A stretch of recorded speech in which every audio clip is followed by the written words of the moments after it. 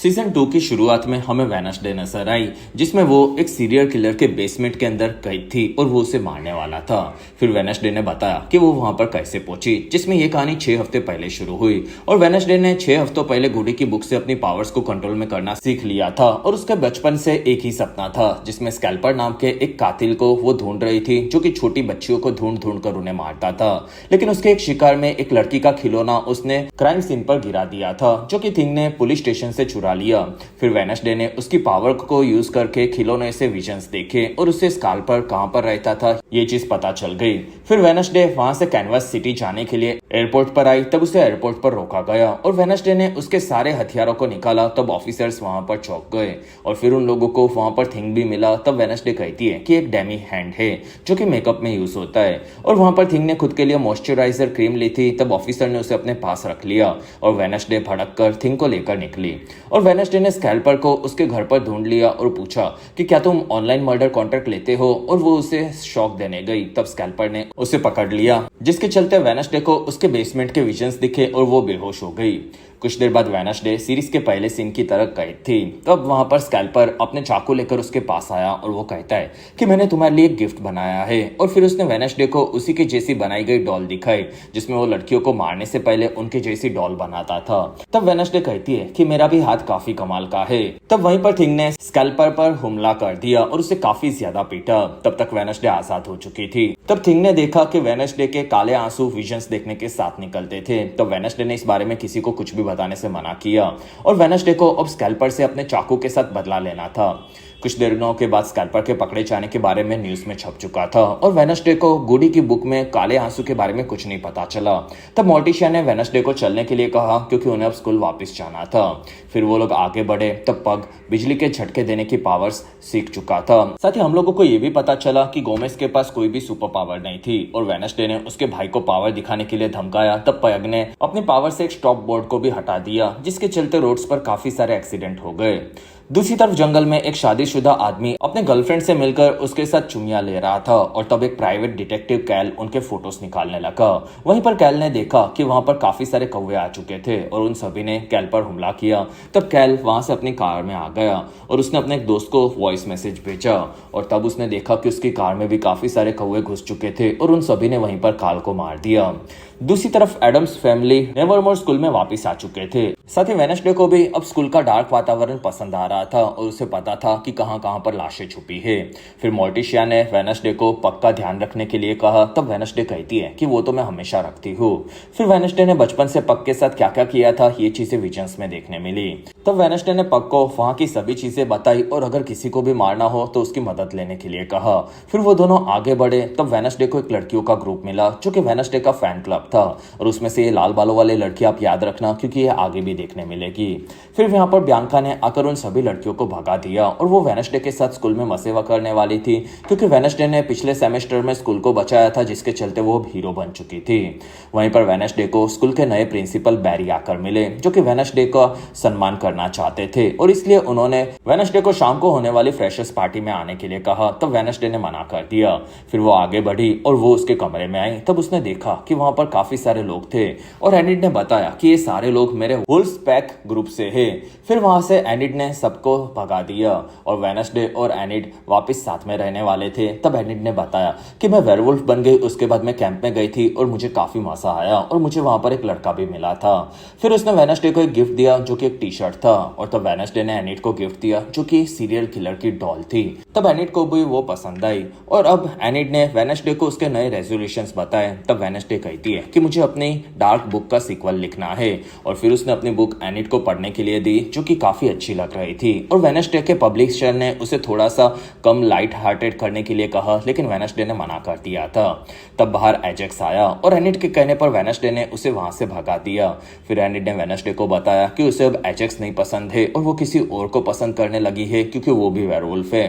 तब वेडनेसडे को एनिड के रोमांस से फर्क नहीं पड़ता था और वहीं पर उन दोनों को एक फोटो मिला जिसपे कोई वेडनेसडे पर नजर रख रहा था और वेडनेसडे ने उस फोटो को छूकर अपनी पावर्स को यूज किया। तब उसने देखा कि कोई स्कूल में वो आई थी, तब से उसे स्टॉक कर रहा था और उसके काले आंसू बहने लगे। तब वेडनेसडे ये सब देखकर चौंक गई। दूसरी तरफ गोमेस और मोर्टिशिया ने पग का रूम देखा और उसका नया पार्टनर यूजिन था, जिसे हमने सीजन 1 में भी देखा था, और उनके माता पिता मिलकर काफी खुश हुए, जिसमें वो दोनों अब साथ में एंजॉय करने वाले थे। फिर यूजिन ने अपनी पावर्स के बारे में बताया, जिसमें वो पहले बीस को कंट्रोल करता था, लेकिन अब वो बाकी जानवरों को भी कंट्रोल करना सीख रहा था। तब वहां पर पग ने बताया कि उसे तो जानवरों को खाना पसंद है।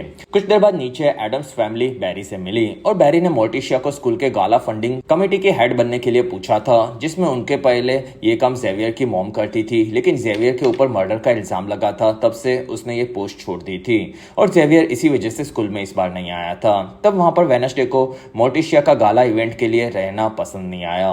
फिर बैरी ने उन लोगों को स्कूल से दूर एक घर भी दिया था। तब मोर्टिशिया को वो घर काफी पसंद आया, जो कि पहले मैरी का था। तब वेडनेसडे को ये चीज पसंद नहीं आ रही थी, लेकिन मोर्टिशिया इस चीज के लिए एक्साइटेड थी और उसने वेडनेसडे को पूछा कि तुम क्या चाहती हो। तब वेडनेसडे कहती है कि आपको जो करना है वो आप कर सकती हो। तब मोर्टिशिया कहती है कि गुडी अब तुमसे बात नहीं कर रही और इसी वजह से मैं तुम्हारी यहाँ पर रहकर मदद कर सकती हूँ। साथ ही तुम्हारे जैसी पावर वाली एक लड़की को पहले भी मैंने संभाला है। तब वेडनेसडे समझ गई कि मोर्टिशिया उसकी बहन ओफिलिया की बात कर रही थी। तब वेडनेसडे कहती है कि तुम भी उसी की तरह हो, जिसमें तुम दोनों की पावर भी सेम थी। तब वेडनेसडे कहती है कि आपको पग की परवाह करनी चाहिए और फिर वो वहां से निकली। तब मोर्टिशिया दुखी हुई और वो समझ गई थी कि वेडनेसडे उससे कुछ छुपा रही थी और उसके साथ कुछ भी गलत होने देना वो नहीं चाहती थी। फिर वेडनेसडे और थिंग जंगल से वापस जा रहे थे। वहीं पर उन लोगों को पुलिस दिखी, जो कि काल की लाश को देख रही थी और उसके बारे में नए शेरिफ डैनी ने पता लगा लिया था कि कौवे ने काल पर हमला करके उसे मार दिया था। तब वहां पर वेडनेसडे आई और वो डैनी से मिली। तब डैनी कहती है कि मैं गैल्पिन की तरह तुम्हें हर बार छोड़ने नहीं वाली। तब वेडनेसडे कहती है कि ये तो हम देख लेंगे। वहीं पर वेडनेसडे को हुडी में एक आदमी दिखा, जो कि उसे देखकर भाग रहा था। तब वेडनेसडे ने उसे मारकर पकड़ लिया, जिसमें वो गैल्पिन था, और वो कहता है कि मरने वाला आदमी काल मेरा दोस्त था और हम दोनों एक केस पर काम कर रहे थे, जिसमें हम दोनों आउटकास्ट की मदद करना चाहते थे, क्योंकि मेरा बेटा भी आउटकास्ट था। तब वेडनेसडे कहती है कि टाइलर को उसी के कर्मों की सजा मिली है। तब गैल्पिन ने वेडनेसडे की मदद काल के मौत के राज को पता लगाने में मांगी, क्योंकि वहां पर कोई बड़ी गड़बड़ चल रही थी। तब वेडनेसडे कहती है कि आपने इतना ध्यान अपने बेटे का रखा होता तो वो जेल में नहीं होता। फिर वो निकलने गई। तब गैल्पिन ने उसे वहां पर एक आंख वाले कौवे यानी कि रेवन से संभल कर रहने के लिए कहा। तब वेडनेसडे ने भी उस कौवे को देखा और फिर वो आगे बढ़ी। रात होने पर एजेक्स उसके घर के सभी बच्चों को कहानी सुना रहा था, जिसमें से एक पग भी था। और उस कहानी में 200 सालों पहले एक बच्चा था, जो कि काफी ज्यादा फट्टू था, लेकिन उसका दिमाग काफी तेज था और इसी वजह से वो अपने दिमाग से मशीन्स बनाकर खुद को बेहतर बनाना चाहता था। फिर उसने एक मशीन का दिल बनाया, जिससे वो खुद को बदल सके, और उसने मशीन वाले दिल को अपने शरीर में लगा दिया, जिससे वो पूरी तरह से बदल गया और वो काफी बड़े बड़े मशीन्स बना रहा था। लेकिन धीरे धीरे ये चीजें खतरनाक बनती गई और एक दिन एक धमाके में उसकी जान चली गई, जिसमें उसकी लाश टावर से बाहर गिर पड़ी और वो पास के स्कल ट्री के नीचे थी, जिसमें आज भी उस मशीन वाले दिल की धड़कनें ट्री में से सुनाई देती है। और हमारे ग्रुप के सभी बहादुर लड़के ही वहां पर जाकर ये सुनते हैं, तो क्या किसी में दम है?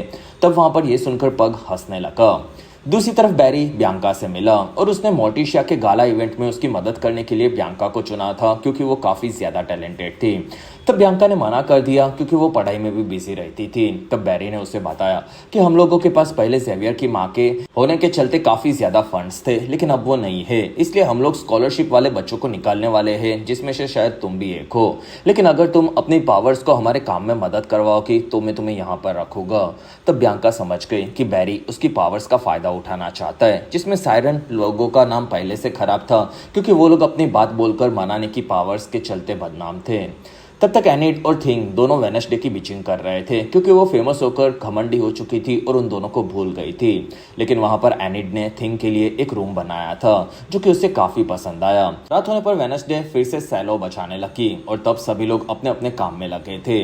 और तब स्कूल की नई टीचर ईशा आकर वेडनेसडे से मिली और तब वेडनेसडे उसे पहले से जानती थी, क्योंकि ईशा ने बचपन में ही अपने म्यूजिक की काबिलियत को साबित कर दिया था और उसका म्यूजिक बेस्ट था। लेकिन वेडनेसडे को ये नहीं समझा कि वो टीचर क्यों बने, क्योंकि नाकामयाब लोग ही टीचर बनते थे। तब ईशा कहती है कि मैंने तुम्हारे स्कूल को बचाने के बारे में सुना, तब मैं तुमसे इंस्पायर हुई थी, इसी वजह से मैं यहाँ पर आ गई। और वो वेडनेसडे को सैलो बजाने की टिप्स देने लगी, क्योंकि वेडनेसडे उसे अभी तक ठीक से बजाना सीख नहीं रही थी। तब वेडनेसडे भड़क कर वहां से निकल गई। दूसरी तरफ फ्रेशर्स पार्टी में बैरी ने मोर्टिशिया को दिखाया कि वहाँ के बच्चे कैसे फोनिक्स बना रहे थे और उसने मोर्टिशिया को गाला इवेंट के लिए मनाना शुरू किया। तब मोर्टिशिया कहती है कि मैं अभी भी कंफ्यूज हूँ और वहाँ पर बैरी ने बियांका को मोर्टिशिया की मदद करने के लिए चुना था और रात को इवेंट के बाद फाइनल चीज बताने के लिए कहा था। तब तक वेडनेसडे अपने रूम में आई और तब एनिड ने उसे बताया कि जेवियर ने तुम्हारे लिए एक लेटर और पेंटिंग भेजी है, जिसमें लेटर में लिखा था कि जेवियर ने वेडनेसडे को फोन दिया था लेकिन उसने रिप्लाई नहीं दिया। तब वेडनेसडे कहती है कि मैंने उस फोन को पानी में फेंक दिया था और तब जेवियर ने वेडनेसडे के लिए उसके विजन में दिखी हुई एक पेंटिंग भेजी थी जो कि एक रेवन की थी और वो किसी तरह से वेडनेसडे से भी कनेक्टेड थी। तब वेडनेसडे ये सुनकर चौंक गई और वहां पर वेडनेसडे के लिए उसके स्टॉकर ने और एक मैसेज भेजा था कि उसकी बुक काफी बेस्ट थी। तब वेडनेसडे ने देखा कि उसकी नॉवल को किसी ने चुरा लिया था, साथ ही उसे एक नई पहेली दी थी। तब वेडनेसडे पहेली पढ़कर समझ गई कि उसका स्टॉकर उसकी नॉवल को फ्रेशर्स पार्टी के फोनिक्स की आग के अंदर जलाने वाला था। तब तीनों पार्टी में आए और वेडनेसडे वहां पर उसकी नॉवल को ढूंढने के लिए पायरो के अंदर घुस गई। तब तक बाहर ईशा ने म्यूजिक बजाकर गाना शुरू किया जो कि वहां पर सभी लोग एंजॉय कर रहे थे। फिर वहां पर बैरी ने सबका स्वागत किया जिसमें वो आउटकास्ट की स्कूल को ऊंचाइयों पर लेकर जाना चाहता था। साथ ही स्कूल के सभी नाइट शिफ्ट जैसे ग्रुप्स को उसने बंद कर दिया था जिससे सब लोग साथ में रह सके। फिर उसने आग का गोला छोड़कर फोनिक्स को जला दिया। तब वहां पर सभी बच्चे खुश हुए और तब पग वहां से स्कल ट्री के पास जाने के लिए निकला और तब तक वेडनेसडे ने उसकी नॉवेल को ढूंढ लिया था और बाहर बच्चे फोनिक्स को अपनी टेलेकिनेसिस की पावर से उड़ा रहे थे जो कि देखकर सबको मजा आ रहा था। और तब तक वेडनेसडे भी उस जगह से बाहर निकल गई और वो सबके बीच में होकर बैरी के पास आई। तब बैरी ने वेडनेसडे का स्वागत किया, साथ ही उसने वेडनेसडे को सम्मानित करवाने के लिए स्कूल को बचाने वाले बच्चों की एक पेंटिंग बनवाई थी जो कि वेडनेसडे को हद से ज्यादा वाहियात लगी। फिर वेडनेसडे ने आकर खुद को देखा जो कि हंस रही थी उस पेंटिंग में। तब वेडनेसडे सबको कहती है कि हम लोग यहाँ पर आने वाले हर एक दुश्मन को खत्म कर देंगे। तब ये सुनकर वहां के सभी स्टूडेंट्स काफी खुश हुए, लेकिन वेडनेसडे ने बताया कि तुम लोग भी स्कूल के दुश्मन जैसे हो क्योंकि तुम्हारे जैसे चाटने वाले लोग मुझे बिल्कुल नहीं पसंद है और आज से मेरे पास भी मत आना क्योंकि मैं कोई हीरो नहीं हूँ और जो भी मेरे पास आएगा मैं उसे मार दूंगी। फिर वेडनेसडे ने वहीं पर उस पेंटिंग को जला दिया। फिर वेडनेसडे वहां पर सब पर भड़क कर निकल गई। तब एनिट वेडनेसडे पर चिल्लाने लगी।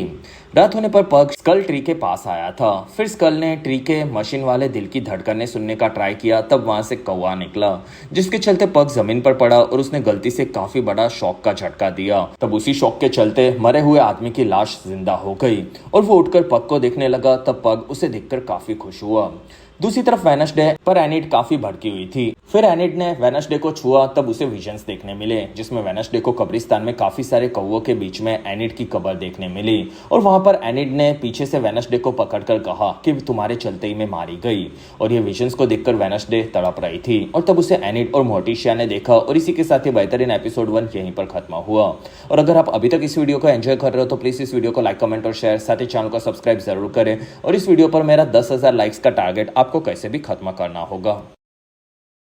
एपिसोड 2 की शुरुआत में वेडनेसडे को होश आया जिसमें वो मोर्टिशिया के साथ उसके घर पर थी।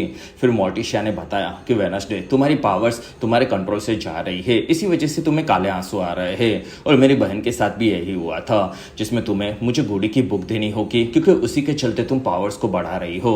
तब वेडनेसडे कहती है कि गुडी ने उसकी बुक मुझे दी थी और वो भड़क कर मोर्टिशिया के सामने नहीं झुकेगी ये बताकर वहां से निकल गई। फिर वेडनेसडे वापस स्कूल जा रही थी। तब उसे 3 चीजें याद आने लगी जिसमें गैल्पिन ने उसे कौवों से वार्न किया था, जेवियर ने पेंटिंग में भी कौवे दिखाए थे और एनिड वाले विजन में भी कौवे थे, जिसमें वेडनेसडे ने गैल्पिन से बात करने का डिसाइड किया और वो गैल्पिन के घर पर आई लेकिन तब तक गैल्पिन को कौवों ने मार दिया था। साथ ही वो कौवे वहीं पर थे। तब वेडनेसडे उन्हें देखकर भड़क गई। फिर वेडनेसडे ने अपनी पावर से गैल्पिन को छूकर विजन्स देखने का ट्राई किया लेकिन वो विजन्स नहीं देख पा रही थी। वहीं पर डैनी ने आकर वेडनेसडे को पकड़ लिया। फिर पुलिस स्टेशन में वेडनेसडे से पूछताछ की गई। तब वेडनेसडे कहती है कि तुम वहां पर क्यों गई थी। तब डैनी ने बताया कि काल ने गैल्पिन के फोन पर मरने से पहले मैसेज किया था लेकिन गैल्पिन का फोन घर पर नहीं मिला इसलिए मैं वहां पर गई थी। तब वेडनेसडे कहती है कि मुझे इस बारे में कुछ नहीं पता और टाइलर ने शायद अपने पिता को मारा होगा क्योंकि वो उनसे नफरत करता था। तब डैनी कहती है कि यहाँ के विलोस हॉल नाम की जेल के अंदर टाइलर काफी सिक्योर कैद में है और वो भाग नहीं सकता। वहीं पर गोमेस वेडनेसडे को बचाने के लिए आया था, साथ ही वो एक वकील भी था, ये चीज भी हमें पता चली। फिर वो दोनों वहां से निकले। तब गोमेस ने बताया कि हमारे ड्राइवर ने मुझे इस बारे में बताया था इसलिए मैं तुम्हें बचाने आ गया और अब मुझे सब सच सच बताओ। तब वेडनेसडे कहती है कि गैल्पिन को केस में मेरी मदद चाहिए थी लेकिन मैंने मना कर दिया था। तब गोमेस कहती है कि तुम्हारी माँ ने यहाँ पर रहने का फैसला कर लिया है तो तुम्हें संभल कर रहना होगा। तब वेडनेसडे ने उसकी मौसी ओफिलिया के बारे में पूछा और तब गोमेस कहता है कि वो तो तुम्हारी माँ ही तुम्हें बता सकती है।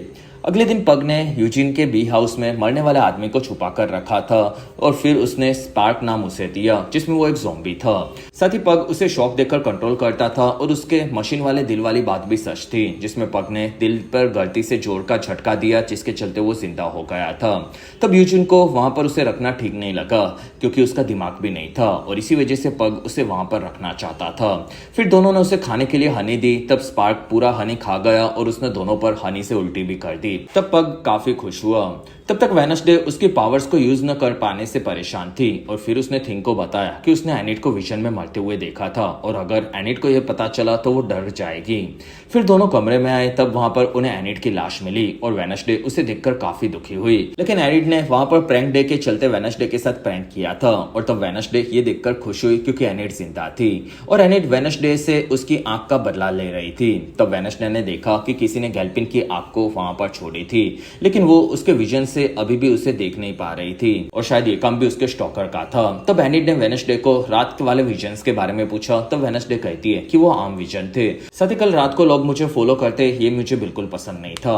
वहीं पर वेडनेसडे के स्टॉकर ने एनिट के फोन में मैसेजेस किए। तब एनिट ने उसे फोन किया और वो फोन गैल्विन का था। ये उसके वॉइस मैसेजेस से पता चला। तब वेडनेसडे ने गैल्विन के मरने के बारे में एनिट को बताया। तब एनिट काफी डर गई क्योंकि वेडनेसडे जहां पर भी जाती थी वहां पर लोग मरने लगते थे।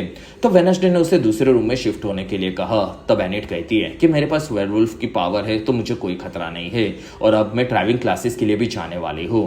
तब तक स्कूल के सभी बच्चे एक दूसरे पर प्रैंक कर रहे थे। तब वहां पर एजेक्स एनिट को शॉन नाम के लड़के के साथ देखकर काफी दुखी था और तब यूजिन वहां पर अपनी बीस्ट को कंट्रोल करने की पावर से दोनों को परेशान करने लगा और तब बच्चों को प्रैंक करते हुए देखकर बैरी के साथ प्रोफेसर ऑरी भी थे और ऑरी को बच्चों का प्रैंक करना बिल्कुल पसंद नहीं था।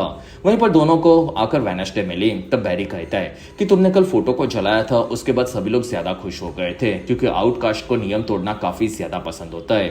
तब वेडनेसडे ने पूछा कि क्या हमारा कोई स्टूडेंट या फिर टीचर बर्ड्स को कंट्रोल कर सकता है। तब ऑरी कहता है कि यहाँ पर सालों से कोई एवियन नहीं आया है जिसमें एवियन बर्ड्स को कंट्रोल करने वाली पावर्स वाले बच्चों को कहा जाता था।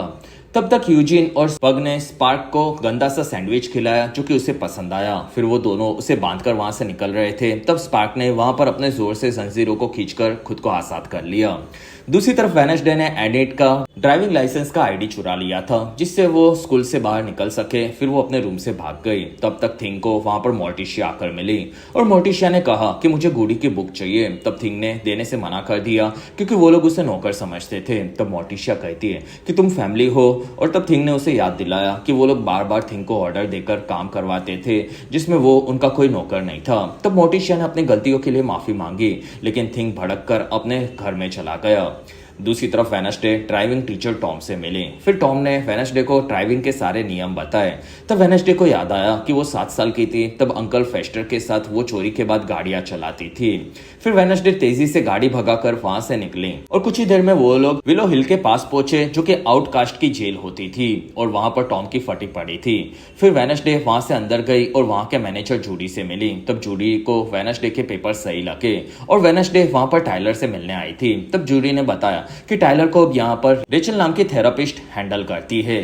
फिर रेचल वेडनेसडे से मिली और वो बताने लगी कि वो क्रिमिनल आउटकास्ट की थेरापी लेती है लेकिन वो एक खुद नॉर्मी है। तब वेडनेसडे कहती है कि तुम्हें पता था कि मैं यहाँ पर आऊंगी क्योंकि गैल्पिन मर चुका है। साथ ही तुम टाइलर को समझ नहीं पा रही क्योंकि वो पहला हाइड है जिसे सालों के बाद पकड़ा गया है। तब रेचल ये सुनकर चौंक गई क्योंकि ये सच था और उसने ये भी बताया कि मैरी को उसने दूसरी जेल में रखा है क्योंकि टाइलर को वो उससे दूर रखना चाहती थी जिससे उनका रिश्ता कमजोर हो जाए।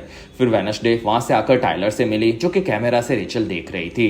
तब टाइलर ने बताया कि ये जेल काफी खतरनाक वेयरवुल्फ्स के लिए बनाई गई थी। तब वेडनेसडे कहती है कि तुम्हें तो वेयरवुल्फ्स ने काफी जल्दी हरा दिया था। तब टाइलर कहता है कि तुम्हें मेरे अंदर के जानवर से प्यार हो गया था और तुम बिल्कुल स्मार्ट नहीं हो। तब गार्ड ने शॉक देकर टाइलर को शांत करवाया। तब वेडनेसडे ने बताया कि तुम्हारे पिता मर चुके हैं और किसी ने उनके दोस्त काल को भी मारा था और क्या तुम्हें इस बारे में कुछ पता है। तब टाइलर कहता है कि मैं जेल में से तो ये नहीं कर सकता लेकिन जो जो भी है वो तुम्हें भी तड़पा तड़पा कर मारेगा तो मजा आएगा, और अगर किसी दिन मैं आजाद हुआ तो पहले जाकर मैं एनिट को मार दूंगा, क्योंकि उसी के चलते मैं यहाँ पर फंसा हूँ। तब वेडनेसडे कहती है कि तुम तो फट्टू हो, क्योंकि तुम्हें ऐसी जेल में देखकर मजा आता है, और तुम्हारे अंदर के हाइट को मैरी ने इसलिए कंट्रोल किया था क्योंकि तुम किसी काम के नहीं थे। तब वहां पर टाइलर भड़क कर हाइड बनने गया, लेकिन गार्ड ने उसे काफी बड़ा झटका देकर शांत करवाया। दूसरी तरफ एनिट उसके नए बॉयफ्रेंड शॉन के साथ उसके रूम में मजे करने आई थी, और वहीं पर उसे गिफ्ट मिला। तब एनिट ने उसे थिंग को दिया क्योंकि वो उसके लिए था, और गिफ्ट से उसे ये भी पता चला कि आज थिंग का बर्थडे है, और एडम्स फैमिली थिंग का बर्थडे भूल चुकी थी, लेकिन फेस्टर को उसका बर्थडे याद था। तब वहां पर एनिट ने थिंग का बर्थडे को सेलिब्रेट करने का डिसाइड किया। तब थिंग काफी खुश हुआ, लेकिन वहीं पर किसी ने थिंग को कैद कर दिया और उसने शॉन और एनिट को बेहोश कर दिया। दूसरी तरफ बियांका आकर बैरी से मिली, और तब बैरी कहता है कि बियांका, तुम्हें अब मोर्टिशिया को जाकर कहना होगा कि उसे उसकी माँ को फंड देने के लिए आना है, क्योंकि मोर्टिशिया की माँ यहाँ पर पढ़ने वाले सभी स्टूडेंट्स में सबसे ज्यादा अमीर औरत है। तब बियांका को ये चीज गलत लगी और उसने ये करने से मना कर दिया। साथ ही उसने अपनी पावर से बैरी को ऑर्डर दिया कि आज के बाद वो उसे कोई ऑर्डर नहीं देगा, और तब वहां पर बैरी ने उसे एक तावीज दिखाया और कहा कि ये उसे फ्लोरिडा में मिला था, और उसके चलते सायरन की पावर्स का असर उस पर नहीं होता, और बियांका को अब मोर्टिशिया पर उसकी पावर्स को कैसे भी यूज करना था। तब तक वेडनेसडे घर पर आई, फिर उसने वहां पर थिंग को आजाद किया। तब थिंग ने उसे एनिट के किडनैप होने के बारे में बताया, और वहीं पर एक फोन बचा। तब वेडनेसडे को उस स्टॉकर ने 30 मिनट का टाइम दिया था जिसमें एनिट मर सकती थी। साथ ही एक लेटर भी भेजा। तब वेडनेसडे ने उस लेटर को पढ़कर क्लू को समझा। दूसरी तरफ एनिट और शॉन बंधे हुए थे, और दोनों ने देखा कि ऊपर से काफी सारे तलवार और चाकू रखे गए थे जो कि उन पर गिर सकते थे। तब तक वेडनेसडे ने आकर पहली पहेली को सॉल्व करके म्यूजिक बजाना शुरू किया, और उस पहेली से एक खुफिया रास्ता खुला। तब वेडनेसडे उस खुफिया रास्ते से आगे बढ़ी, और उसे एक मास्क के अंदर स्टॉकर दिखा जो कि काफी डरावना था। फिर वहां से वेडनेसडे एक लिफ्ट से लेगो टावर की तरफ जाने लगी। तब तक एनिट और शॉन आजाद होने के चक्कर में नीचे गिर पड़े थे, और वहीं पर मोमेंट बन गया। तब दोनों ने किस कर लिया। तब वहां पर वेडनेसडे आ गई और उसने दोनों को देखा, और थिंग उन्हें आजाद करने गया, लेकिन वहां की जाल में फंसकर वो खुद भी वहां पर कैद हो गया, और नीचे से मशीन शुरू हो गया जिसमें वो चाकू एनिट और शॉन के ऊपर आने लगे। तब वेडनेसडे ने नीचे आकर मशीन के पास की पहेली को पढ़ा, और वहां पर काफी सारी बुक्स थी, और कौन सी बुक नहीं थी ये उसे पता करना था। तब वेडनेसडे समझ गई कि वो बुक इनविजिबल है, यानी कि वो बुक असल में इनविजिबल वुमन की थी। तब वेडनेसडे ने उस बुक का नाम लिखा, और वो मशीन वहीं पर बंद हो गया। तब एनिट और शॉन बच गए थे। तब वेडनेसडे ने ऊपर आकर थिंग को आजाद किया, और स्टॉकर उसके सामने आया जो कि वेडनेसडे की सबसे बड़ी फैन एग्नेस थी, और उसके पास इनविजिबल होने की पावर थी। साथ ही उसने वेडनेसडे को इंप्रेस करने के लिए प्रैंक डे पर प्रैंक किया था, जिसमें वो चाहती थी कि वेडनेसडे की तरह वो पूरी सन की है ये वो साबित कर दे। तब वेडनेसडे कहती है कि तुमने गैल्पिन को क्यों मारा। तब एग्नेस कहती है कि मैंने उसे नहीं मारा था, लेकिन मैं तुम्हारे पीछे गई थी, और मुझे गैल्पिन का फोन मिल चुका है जो कि आप रख सकती हो। तब वेडनेसडे ने फोन लिया, और वहां पर एग्नेस वेडनेसडे की मदद गैल्पिन के कातिल को ढूंढने में करना चाहती थी। तब वेडनेसडे मान गई। दूसरी तरफ बियांका आकर मोर्टिशिया के घर पर उससे मिली, और बियांका ने मोर्टिशिया पर अपनी पावर्स को यूज किया और उसकी माँ को गाला फंक्शन में डोनेशन देने के लिए मनाने का काम दिया। तब मोर्टिशिया मान गई, और बियांका को ये चीज बिल्कुल पसंद नहीं थी। तब तक वेडनेसडे ने थिंग से उसके बर्थडे को भूल जाने के लिए माफी मांगी, और वो सजा के लिए भी तैयार थी। तब थिंग ने सजा देने से मना कर दिया, और वहां पर दोनों ने देखा कि गुडी की बुक वहां से गायब थी। तब वेडनेसडे को थिंग ने बताया कि वो मोर्टिशिया लेकर गई होगी। तब वेडनेसडे को वहां पर रेवन दिखा जो कि वहां से उड़ गया। तब तक टॉम घर जा रहा था, और वहीं पर उसने स्पार्क को अपनी गाड़ी से उड़ा दिया। फिर वो उसके पास आया। तब स्पार्क वहां पर टॉम के पीछे आ गया, और उसने टॉम को वहीं पर खा लिया। और इसी के साथ ही बेहतरीन एपिसोड 2 यहीं पर खत्म हुआ। एपिसोड 3 की शुरुआत में एडम्स फैमिली थिंग का काफी ज्यादा ध्यान रख रहे थे जिससे वो खुश हो जाए, लेकिन मोर्टिशिया वहां पर वेडनेसडे के लिए परेशान थी। साथ ही उसने अपनी माँ को भी फोन किया था क्योंकि वो सबसे ज्यादा अमीर थी, और उसी के चलते बैरी ने उसे गाला इवेंट की होस्ट बनाया था, ये भी वो समझ रही थी। लेकिन मोर्टिशिया की उसकी माँ के साथ बिल्कुल नहीं बनती थी, क्योंकि उसकी माँ टीना ने मोर्टिशिया को बचपन में काफी परेशान किया था। तब गोमेस कहता है कि हम लोग साथ में डांस करेंगे तो तुम्हें तुम्हारी माँ की याद नहीं आएगी। फिर वो दोनों साथ में नाचने लगे। तब तक ऊपर वेडनेसडे मोर्टिशिया के रूम में गुडी की बुक को चुराने गई, और तब मोर्टिशिया ने उसे वहीं पर पकड़ लिया। तब वेडनेसडे इस चीज से भड़की हुई थी, और उसने अपने विजन्स में एनिट के मरने के बारे में बताया, जिसमें वहां पर भी कौवे थे, और एक आंख वाला रेवन भी उसके पीछे आता रहता है, जिसमें गैल्पिन और काल को भी उसी ने मारा था, और इसके पीछे कोई बड़ा राज होगा और वो कातिल को पकड़ पकड़ना चाहती थी। तब मोर्टिशिया कहती है कि हमारे विजन्स झूठे भी साबित होते हैं। तब वेडनेसडे कहती है कि मेरे साथ तो ऐसा कभी नहीं हुआ। तब मोर्टिशिया कहती है कि तुमने कैंकेस सिटी में कातिल को पकड़ा था और तुमने अपनी पावर्स को हद से ज्यादा यूज किया है, जिसमें तुम्हारी पावर्स को तुम अब कंट्रोल नहीं कर पा रही और बुक से तुम शॉर्टकट के गलत तरीकों से उसे यूज करती थी जो कि सही नहीं थे। और मेरी बहन के साथ भी ऐसा ही हुआ था, इसलिए मैं ये तुम्हारे साथ नहीं होने दूंगी। तब वेडनेसडे भड़क कर वहां से निकल गई। अगले दिन वेडनेसडे गैल्पिन का फोन चेक कर रही थी, लेकिन वो लॉक था। तब वहां पर एनिड स्कूल के कैंप फायर की तैयारी कर रही थी, लेकिन वेडनेसडे को कैंप फायर में नहीं जाना था। वहीं पर वेडनेसडे को एग्नेस मिली और वो वेडनेसडे की मदद करने के लिए आई थी, लेकिन वेडनेसडे फिलहाल अकेले काम करना चाहती थी। दूसरी तरफ पग और यूजिन ने देखा कि स्पार्क वापस रूम में ही था और वो दोनों उसे खिला रहे थे। तब यूजिन ने देखा कि उसका दिमाग फिर से ठीक हो रहा था और पग को लगा कि उसके खाने के चलते ऐसा हो रहा है और दोनों ने कैंप फायर में स्पार्क को लेकर जाने के बारे में सोचा। तब तक गैल्पिन की लाश को दफनाया जा रहा था। तब वहां पर सभी लोग दुखी थे और वेडनेसडे भी वहां पर आई थी। और तब डैनी और रेचल ने बताया कि वो लोग पुलिस स्टेशन और टाइलर के चलते वहां पर आए हैं। तब वेडनेसडे कहती है कि मैं तो यहाँ पर काम के चलते आई थी, क्योंकि यहाँ पर कातिल भी आ सकता है। तब डैनी ने वेडनेसडे को टाइलर से दूर रहने के लिए कहा और तब वेडनेसडे कहती है कि मैंने ही उसके हाइड होने के बारे में पता लगाया था। तब वेडनेसडे ने रेचल से गैल्पिन के टाइलर से मिलने के बारे में पूछा। तब रेचल कहती है कि गैल्पिन सिर्फ एक ही बार उससे मिलने आया था। तब टाइलर हाइड बनकर काफी ज्यादा भड़क गया था। तब वेडनेसडे ने किसी एवियन के बारे में बताया जो कि पंछियों को कंट्रोल कर सकता था और वही कातिल होगा। तब रेचल वेडनेसडे की मदद करने तैयार थी, क्योंकि वो काम की है ये वो समझ गई थी। और तब रेवन उन दोनों को देख रहा था। दूसरी तरफ बियांका ने एक होटल में आकर अपनी पावर से मैनेजर को रूम फ्री में देने के लिए कहा। तब वो मान गई और उस रूम में बियांका ने आकर उसकी माँ गैब्रियल को छोड़ा, जो कि अपनी पावर्स खो चुकी थी और उसके पति ने भी उसे छोड़ दिया था। इसी वजह से वो दुखी थी, जिसमें बियांका उसकी माँ के लिए परेशान थी, क्योंकि उसके नए पति ने उसकी पावर्स का फायदा भी उठाने का ट्राई किया था और वो जेल में जा चुका था। और उसने गैब्रियल को वहां पर छुपकर रहने के लिए कहा और बियांका वहां से निकली। तब तक वेडनेसडे ने एग्नेस की मदद ली और एक लड़की का रूप बदलकर गैल्पिन बना दिया और उसने गैल्पिन के फोन को ओपन किया। साथ ही एग्नेस वेडनेसडे के लिए गैल्पिन के रूम में से सब सामान को भी लाई थी। तब वेडनेसडे को वो काफी पसंद आई। फिर वेडनेसडे ने फोन चेक किया, तब उसे काल का मैसेज मिला, जिसमें काल ने कोई सबूत डेस्क पर छोड़ा था जो कि उसके घर पर होगा। तब वेडनेसडे ने बाकी सामान को चेक किया और उसे काल के घर का फोटो और एड्रेस मिला। तब वेडनेसडे ने देखा कि वो घर उनके स्कूल से काफी दूर था। तब थिंग ने बताया कि वहां पर पास में स्कूल का कैंप होने वाला है और तब वेडनेसडे अब कैंप में जाने के लिए तैयार हुई। फिर नीचे सभी बच्चों को कैंप के लिए बैरी ने बुलाया था और वो सबका स्वागत करने लगा। तब सभी बच्चे काफी ज्यादा खुश हुए। वहीं पर एजेक्स ने एनिड से बात करने का ट्राई किया। तब एनिड वहां पर बहाना बनाकर निकल गई। तब वेडनेसडे आकर एनिड से मिली और वो कैंप में आ रही थी। तब इस चीज से एनिड काफी ज्यादा खुश हुई और वहां पर एग्नेस भी आ गई। तब एनिड उस पर भड़क गई, लेकिन वेडनेसडे उसकी मदद पूरी तरह से लेना चाहती थी और फिर वो सभी लोग बस से कैंप की जगह पर पहुंचे। तब तक वेडनेसडे और पग को वहां पर गोमेज और मोर्टिशिया भी मिले, जिसमें उन लोगों को वहां पर बैरी ने बुलाया था। तब दोनों का आना उनके बच्चों को पसंद नहीं आया और पग खुद के काफी बड़े कॉफिन को लाया था। तब वहां पर वेडनेसडे और मोर्टिशिया के बीच में झगड़ा चल रहा था, ये गोमेज भी समझ गया। तब तक यूजिन को पग का स्पार्क का कैंप में लाना बिल्कुल पसंद नहीं आया, क्योंकि उससे खतरा हो सकता था। तब पग कहता है कि मैंने बाहर पटाखे लगा दिए हैं और जैसे ये भागेगा तब हमें पता चल जाएगा। कुछ देर बाद बैरी ने सभी बच्चों का वहां पर फिर से स्वागत किया, जिसमें वो लोग वहां पर गेम्स खेलकर एंजॉय करने वाले थे और सभी बच्चों को मजा आ रहा था। वहीं पर जेरिको के नॉर्मिस के स्कूल से चैट नाम का एक प्रोफेसर अपने बच्चों के साथ वहां पर कैंपिंग के लिए आया था और फिर उसने आकर अपने पेपर दिखाए। तब बैरी ने खुद के पेपर्स दिखाए, जिसमें वो जगह दोनों को मेयर और उसके बेटे ने यूज करने के लिए परमिशन दी थी और वहां पर चैट और गैरी दोनों अपने बच्चों के साथ ही वहां पर कैंपिंग करना चाहते थे और वो लोग एक दूसरे को निकालना चाहते थे। तब वहां पर वेडनेसडे ने बेल बजाई और वो चैट को कहती है कि अगर ये जगह चाहिए तो हमें गेम में हरा कर दिखाओ।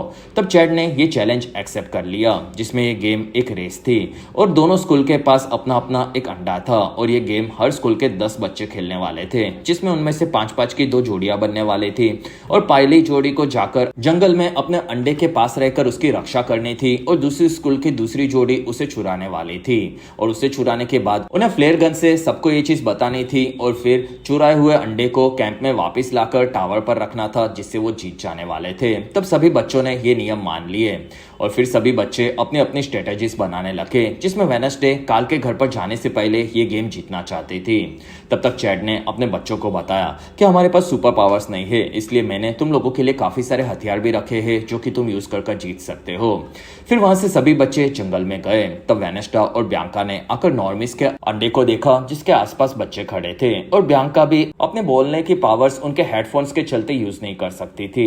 दूसरी तरफ आउटकास्ट के अंडे के पास एजेक्स और उसका दोस्त खड़ा था। तब वहां पर नॉर्मिस ने एक एरो छोड़ा, जिससे एजेक्स की टोपी निकल गई, और उसे देखकर उसका दोस्त पत्थर का बन गया, और एक नॉर्मी ने एजेक्स को पकड़ लिया और दूसरा वहां से अंडा लेकर भागा। तब उन्होंने फ्लेयर गन से ये सबको बताया। तब वेडनेसडे ये देखकर भड़क गई और उसने एनिट को भेजा। तब वहां पर नॉर्मिस ने स्मोक बॉम्ब्स फेंके, जिससे एनिट की हालत खराब हो गई।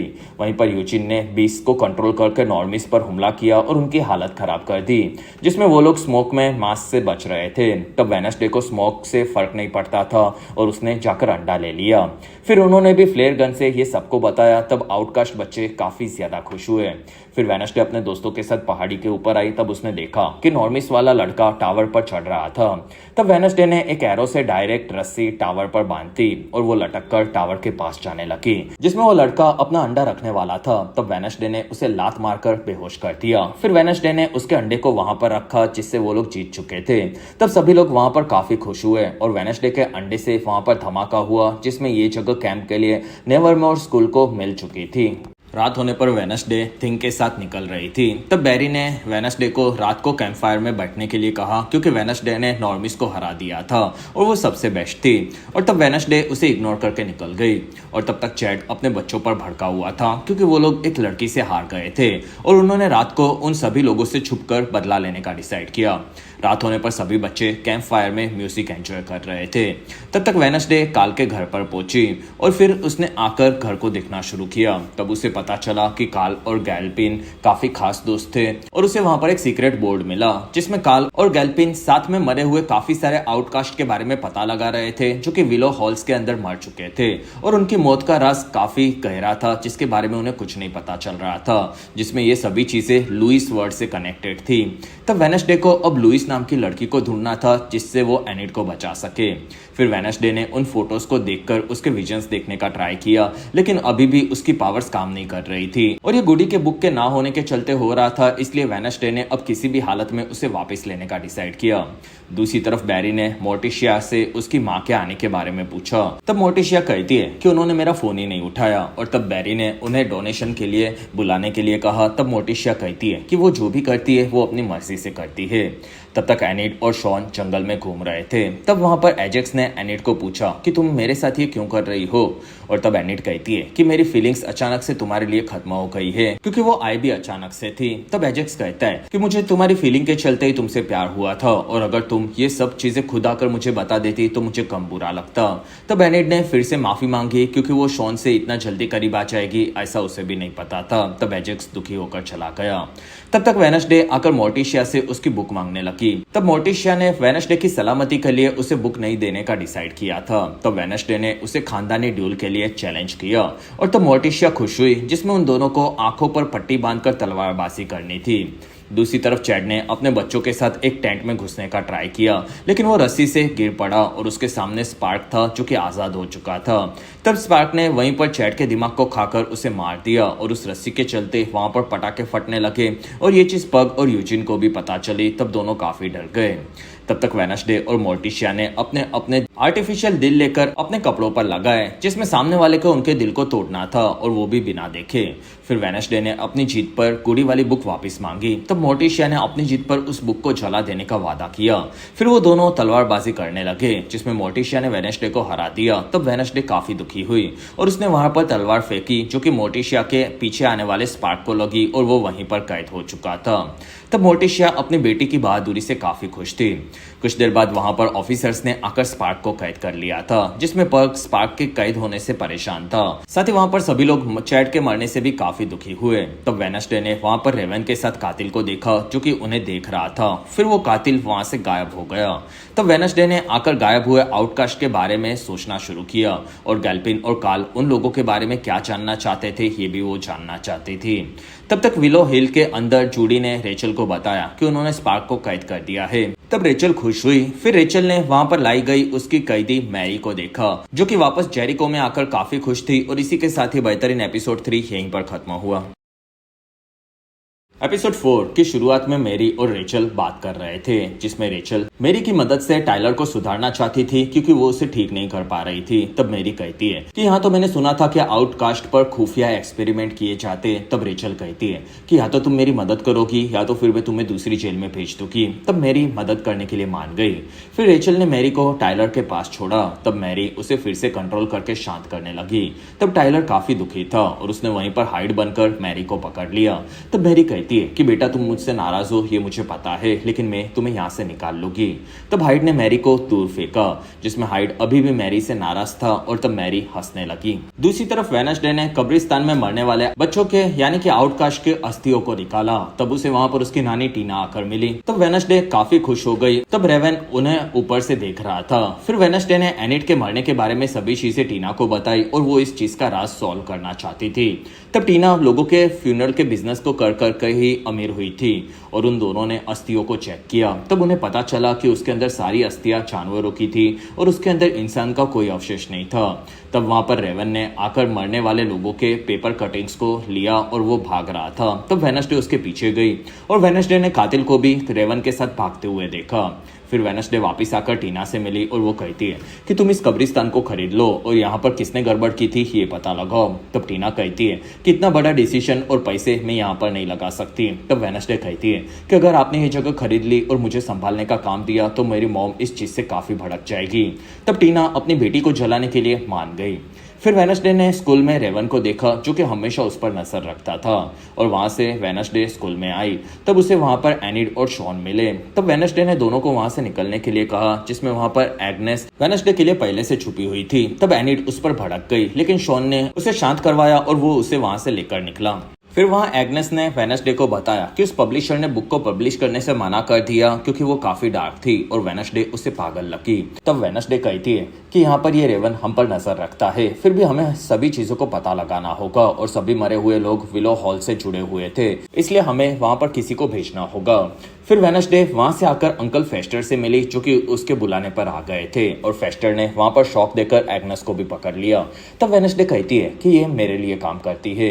फिर वेडनेसडे ने फेस्टर को विलो हॉल में जाने का काम दिया, जिसमें एग्नेस उनके लिए नक्शा लाई थी और फेस्टर को वहां पर लुइस को ढूंढना था। तब फेस्टर मान गया। साथ ही उसने ये भी बताया कि वेडनेसडे की मौसी ऑर्फिला भी वहां पर कैद थी। फिर वहां से फेस्टर ने चोरी के पैसों से एक होटल में रूम लिया और वो ऊपर जाकर जोर जोरों से चिल्ला रहा था। तब मैनेजर ने वहां पर पुलिस को बुला लिया। कुछ देर बाद वहां पर ऑफिसर्स आए। तब उन्होंने सबसे पहले गैब्रियल को पकड़ लिया क्योंकि उसके होने का होटल में कोई रिकॉर्ड नहीं था। फिर उन्होंने जाकर फेस्टर को भी पकड़ा, जिसने अपने पूरे कमरे को तबाह कर दिया था। और वहां पर डैनी ने देखा कि फेस्टर के पास काफी सारे फेक आईडी थे और उसने लास्ट ईयर उनके शहर में चोरी भी की थी। तब वो लोग उससे काफी परेशान होने लगे और उन्होंने रेचल को बुलाने का डिसाइड किया। साथ ही उन लोगों को अब गैब्रियल के बारे में भी पता लगाना था, जिसे पुलिस ने पकड़ा था। तब तक वेडनेसडे आकर मोर्टिशिया से मिली और उसने उसकी मौसी ऑर्फिला के बारे में पूछा। तब मोर्टिशिया ने कहा कि सालों पहले ऑर्फिला स्कूल के बाहर चिल्ला रही थी और उसने अपनी पावर्स को काफी ज्यादा यूज किया था, जिसके चलते उसके भी काले आंसू बह रहे थे। फिर इसी वजह से उसे विलो हॉल भेजा गया था और मेरी माँ को इस चीज के लिए मैंने मना किया था, लेकिन फिर भी उन्होंने मेरी एक बात नहीं सुनी। तब वहां पर टीना भी आ गई और मोर्टिशिया उसे देखकर चौंक गई। फिर टीना ने वेडनेसडे को कब्रिस्तान गिफ्ट में कर दिया। तब वेडनेसडे काफी खुश हुई। तब टीना कहती है कि ऑगस्टा स्टेंसस नाम के एक आदमी ने सभी मरे हुए आउटकास्ट के डेथ सर्टिफिकेट को वेरीफाई करके साइन करवाया था। तब मोर्टिशिया ने वेडनेसडे को बाहर भेजा। फिर वो कहती है कि मॉम तुम हम दोनों के बीच में आ रही हो। तब टीना कहती है कि तुम दोनों के बीच में पहले से काफी दूरियां है, जिसमें वेडनेसडे काफी काबिल है और तुम उसके रास्ते में मत आओ और उसे उसका रास्ता खुद बनाने दो। साथ ही तुम्हें यहाँ पर डोनेशन देने के लिए ही कहा गया होगा, जो कि स्कूल वालों को मेरे से चाहिए और मैं डोनेशन दे दूंगी, लेकिन बदले में तुम्हें वेडनेसडे को गुडी की बुक वापस करनी होगी। तब मोर्टिशिया ने वहीं पर बुक को जला दिया। तब टीना वहां से भड़क कर चली गई। दूसरी तरफ फेस्टर को रेचल के पास भेजा गया। तब उसके फेक आईडी से रेचल उसे पहचान नहीं पा रही थी। वहाँ फेस्टर पागलों जैसी बातें करने लगा, जिसमें जूडी और रेचल ने देखा कि फेस्टर के दिमाग के अंदर काफी सारे औजार पड़े थे। तब दोनों ने उसे शॉक दिया, लेकिन फेस्टर को इन चीजों की काफी ज्यादा आदत थी और वहाँ से फेस्टर को जेल में भर्ती कर लिया गया, जिसमें फेस्टर को वहाँ पर लुइस को ढूंढना था और उसे किचन में एक औरत मिली जो कि उसे देख रही थी और उसका नाम भी लुइस जैसा था। तो फेस्टर ने उसे कोपचे में पकड़ लिया और उसने देखा कि वो लुइस नहीं बल्कि लुइस थी और वो दोनों एक दूसरे को पसंद करते थे। इसी वजह से दोनों ने साथ में मजे किए। तब तक स्कूल में किलर ने वेडनेसडे को छुपकर देखना शुरू किया, जिसमें वेडनेसडे को एग्नेस ने बताया कि ऑगस्टा अब विलो हॉल के अंदर कैद है, जिसमें वो बुढ़ापे के चलते पागल हो गया है। तब वेडनेसडे ये सुनकर चौंक गई और एनिड ने वेडनेसडे को उसके साथ नाश्ता करने के लिए कहा। तब वेडनेसडे ने मना कर दिया और उसने थिंग को ऑगस्टा के बारे में पता लगाने का काम फेस्टर को बताने के लिए कहा।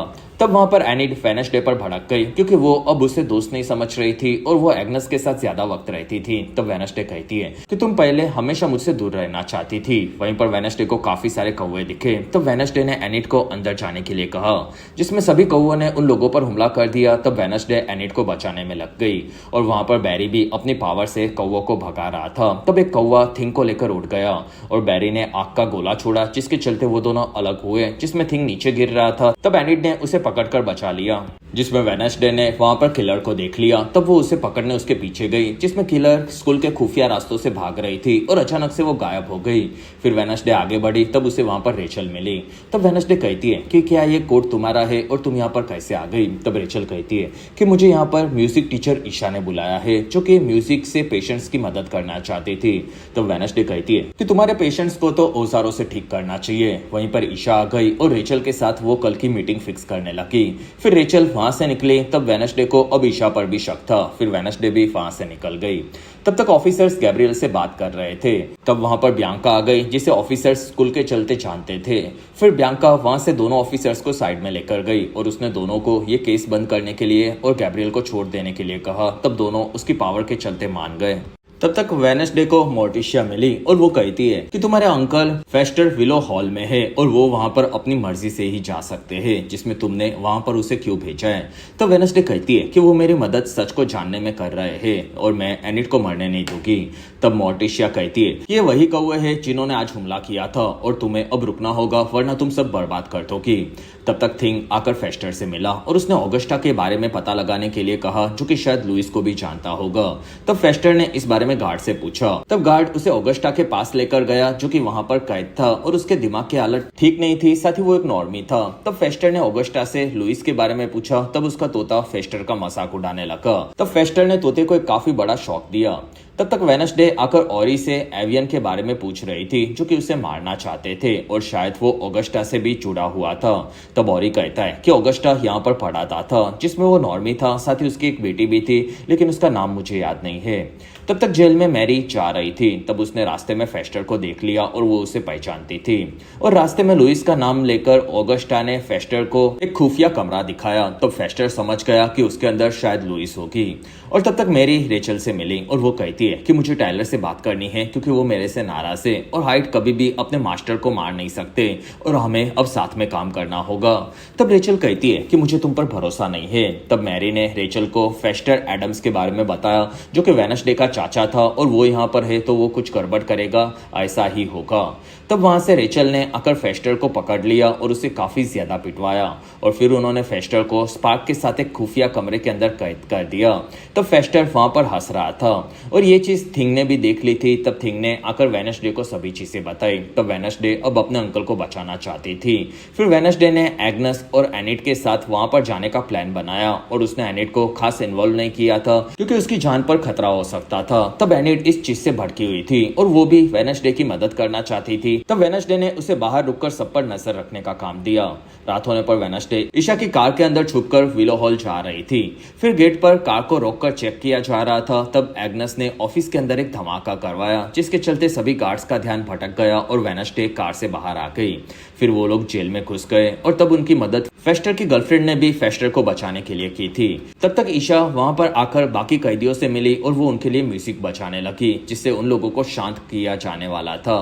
फिर वेडनेसडे आकर फेस्टर से मिली और उसने फेस्टर को आजाद कर दिया और वो दोनों वहां से निकले। तब स्पार्क भी उसके हथकड़ियों को तोड़कर निकल गया। जिसमें मैरी को गार्ड्स लेकर जा रहे थे। तब वहां पर स्पार्क्स ने आकर गार्ड्स को मार दिया और मैरी वहां से भागी। तब उसे भी रास्ते में वेडनेसडे दिख गई। वहीं पर सायरन बजा। तब रेचल ने सभी कैदियों को निकालना शुरू किया और वो अगस्टा को लेकर ऑफिस में जाने निकली। तब तक वेडनेसडे और लेस्टर ने आकर अनऑथोराइज रूम के दरवाजे को खोल दिया, जो कि अंदर से स्टोर रूम जैसा था और उसके अंदर कोई काम का सामान नहीं था। लेकिन वहां पर वेडनेसडे ने खुफिया रास्ते को ढूंढ लिया। तब उनके सामने लुइस दिखी, जो कि कोई लड़की नहीं बल्कि long term outcast integration study नाम का एक खुफिया प्रोजेक्ट था। फिर वो दोनों उस प्रोजेक्ट के लिए नीचे बेसमेंट में आए। तब उन्हें वहां पर काफी सारी जेल मिली। साथ ही वहां पर एक टेक्नोलॉजी से मशीन को बनाया गया था, जिसमें वहां पर कैद में आउटकास्ट को रखकर उन पर एक्सपेरिमेंट किए जाते थे और उन्हें मरा हुआ साबित करके उन्हें नीचे रखकर काफी ज्यादा तड़पाया जाता था। जिसमें गैल्पिन नहीं चाहता था कि उसके बेटे टाइलर के साथ भी कुछ ऐसा हो, इसलिए वो आउटकास्ट पर रिसर्च कर रहा था। वहीं पर वेडनेसडे को एक लड़की मिली जो कि काफी डरी हुई थी। तब वहां पर रेवन के साथ किलर भी आ गया था और वेडनेसडे उसे पहचान चुकी थी और वो किलर कोई और नहीं बल्कि जूडी थी और वही अगस्टा की बेटी थी और वही अगस्टा के बाद आउटकास्ट पर एक्सपेरिमेंट करती थी, जिसमें उसके पिता के चलते जूडी को स्कूल के खुफिया रास्तों के बारे में भी पता था। फिर जूडी ने बताया कि मेरे पिता नॉर्मिस थे। फिर भी वो नेवरमेयर एकेडमी में पढ़ने गए, जिससे वो आउटकास्ट को समझ सके और उन्हें खुद के लिए सुपर पावर्स चाहिए थी और इसी वजह से उन्होंने आउटकास्ट पर यहाँ एक्सपेरिमेंट शुरू किया। लेकिन वो कभी भी खुद के लिए पावर्स नहीं ले पाए क्योंकि उनकी उम्र काफी बढ़ चुकी थी और इसी वजह से उन्होंने मुझे पावर दिलवाई जिसमें मैं पंछियों को कंट्रोल कर सकती हूँ। तब फेस्टर और वेडनेसडे को अपने बच्चों के ऊपर ही एक्सपेरिमेंट करना काफी बुरा लगा, लेकिन वहां पर जूडी अपनी पावर से खुश थी और तब फेस्टर ने जूडी पर काफी बड़ा बिजली के झटके से वार किया, जिसके चलते उस पूरी जेल की लाइट ही चली गई। तब बाहर एनिड और एग्नेस डर गए और एनिड ने वहां पर शेरिफ डैनी को फोन लगाया। तब तक सभी कैदी आजाद होने लगे, जिसमें बेसमेंट के कैदी ने वहां पर जूडी को पकड़ने का ट्राई किया, लेकिन जूडी वहां से भाग गई। तब वेडनेसडे वहां पर डरी हुई लड़की को बाहर निकालने लगी और तब तक ऊपर की तरफ ऑफिसर्स स्पार्क को मार रहे थे, लेकिन स्पार्क पर कोई असर नहीं पड़ा। तब गार्ड्स के न होने के चलते मैरी टाइलर के पास आ गई और उसने टाइलर को आजाद किया। फिर मैरी कहती है कि मैं तुम्हें यहाँ से निकाल लूंगी और उसने टाइलर की जंजीरों को तोड़ दिया था। तब टाइलर कहता है कि तुम्हारे चलते मैं यहाँ पर फंसा था, जिसमें अब तुम मेरी मास्टर नहीं हो। तब मैरी कहती है कि हम दोनों की दुश्मनी वेडनेसडे से है और वो यहीं पर है तो हम उसे मार सकते हैं। तब टाइलर कहता है कि उसे मैं देख लूंगा, लेकिन पहले मैं तुम्हें मारना चाहता हूँ। तब मैरी वहां से भागी और टाइलर वहां पर हाइड में बदलने लगा, जिसमें वो पहले से काफी बड़ा और पावरफुल बन चुका था और फिर उसने जाकर वहीं पर मैरी को मार दिया। तब तक फेस्टर ने उसकी गर्लफ्रेंड के साथ बाकी कैदियों को बचा लिया था और वो लोग वहां से निकल गए और जेल के अंदर रेचल और अगस्टा ऑफिस में छुपे थे। तब वहां पर स्पार्क आ गया और स्पार्क ने वहीं पर रेचल को मार दिया और फिर वो बोलने लगा था क्योंकि इतने सारे लोगों की बॉडीज को खाने के बाद उसका शरीर ठीक हो रहा था और शायद वो अगस्टा को भी जानता था और फिर उसने अगस्टा को वहीं पर मार दिया। तब तक वेडनेसडे के सामने हाइड आ गया। तब वेडनेसडे ने वहां से उस लड़की को भगा दिया और हाइड आगे बढ़ा। तब वेडनेसडे वहीं पर खड़ी थी, जिसमें हाइड वेडनेसडे को देख रहा था, लेकिन वेडनेसडे को उससे डर नहीं लगा। लेकिन कुछ ही देर बाद वेडनेसडे जेल से बाहर काफी घायल हालत में आकर गिरी। तब वहां पर ऑफिसर्स भी आ चुके थे और उस जगह पर हाइड ने उनके बीच में आकर ऑफिसर्स को मारना शुरू किया और फिर वो जंगल में भाग गया। तब तक थिंग ने वेडनेसडे को देखा, जो कि मरने की हालत में थी और इसी के साथ ही बेहतरीन सीजन 2 का पार्ट 1 यहीं पर खत्म हुआ। और एपिसोड 5 की शुरुआत में वेडनेसडे अभी भी होश में नहीं आई थी। तब वहां पर मोर्टिशिया आकर मरे हुए लोगों की कहानियां सुनाती थी, जो कि वेडनेसडे को काफी पसंद थी और शायद उसी से वो कोमा से बाहर आएगी, ऐसा उसने गोमेज और थिंग को बताया। तब तीनों वहां पर खुश हुए। फिर तीनों घर जाने के लिए निकले और तब वेडनेसडे अभी भी कोमा में थी और फिर वो उठी। तब उसे अपने विजन्स में लरीसा नजर आई और वेडनेसडे को लरीसा का दिखना अजीब लगा। तब वो रूम से निकली और उसने देखा कि वो जंगल में प्रिंसिपल के ऑफिस में थी और वहां पर लरीसा थी। तब वेडनेसडे ने उसके दिखने का कारण पूछा। तब लरीसा कहती है कि मैं अब तुम्हें जिंदगी में दिशा दिखाने के लिए आई हूँ, जैसे पहले गुडी एडम्स आती थी और मैं भी तुम्हारी काफी दूर की रिश्तेदार हूँ और फिलहाल मैंने तुम्हारे बारे में सब पता किया, जिसमें अब तक तुमने अपनी पावर्स को खो दिया है और एनिड को मरने के बारे में अभी तक नहीं बताया और टाइलर को भी तुमने असाइलम से आजाद करवा दिया और अब तुम्हें सब ठीक करना होगा। तब वेडनेसडे कहती है कि उसके लिए मुझे वापस अपनी पावर्स चाहिए होगी और आप मुझे वो दिला सकती हो। तब लरीसा कहती है कि वेडनेसडे तुम्हारी पावर्स तुम्हारे अंदर ही है, जिसमें तुमने उसे गलत तरीके से यूज किया था और अब तुम्हें सब ठीक करना होगा, इसलिए उठ जाओ।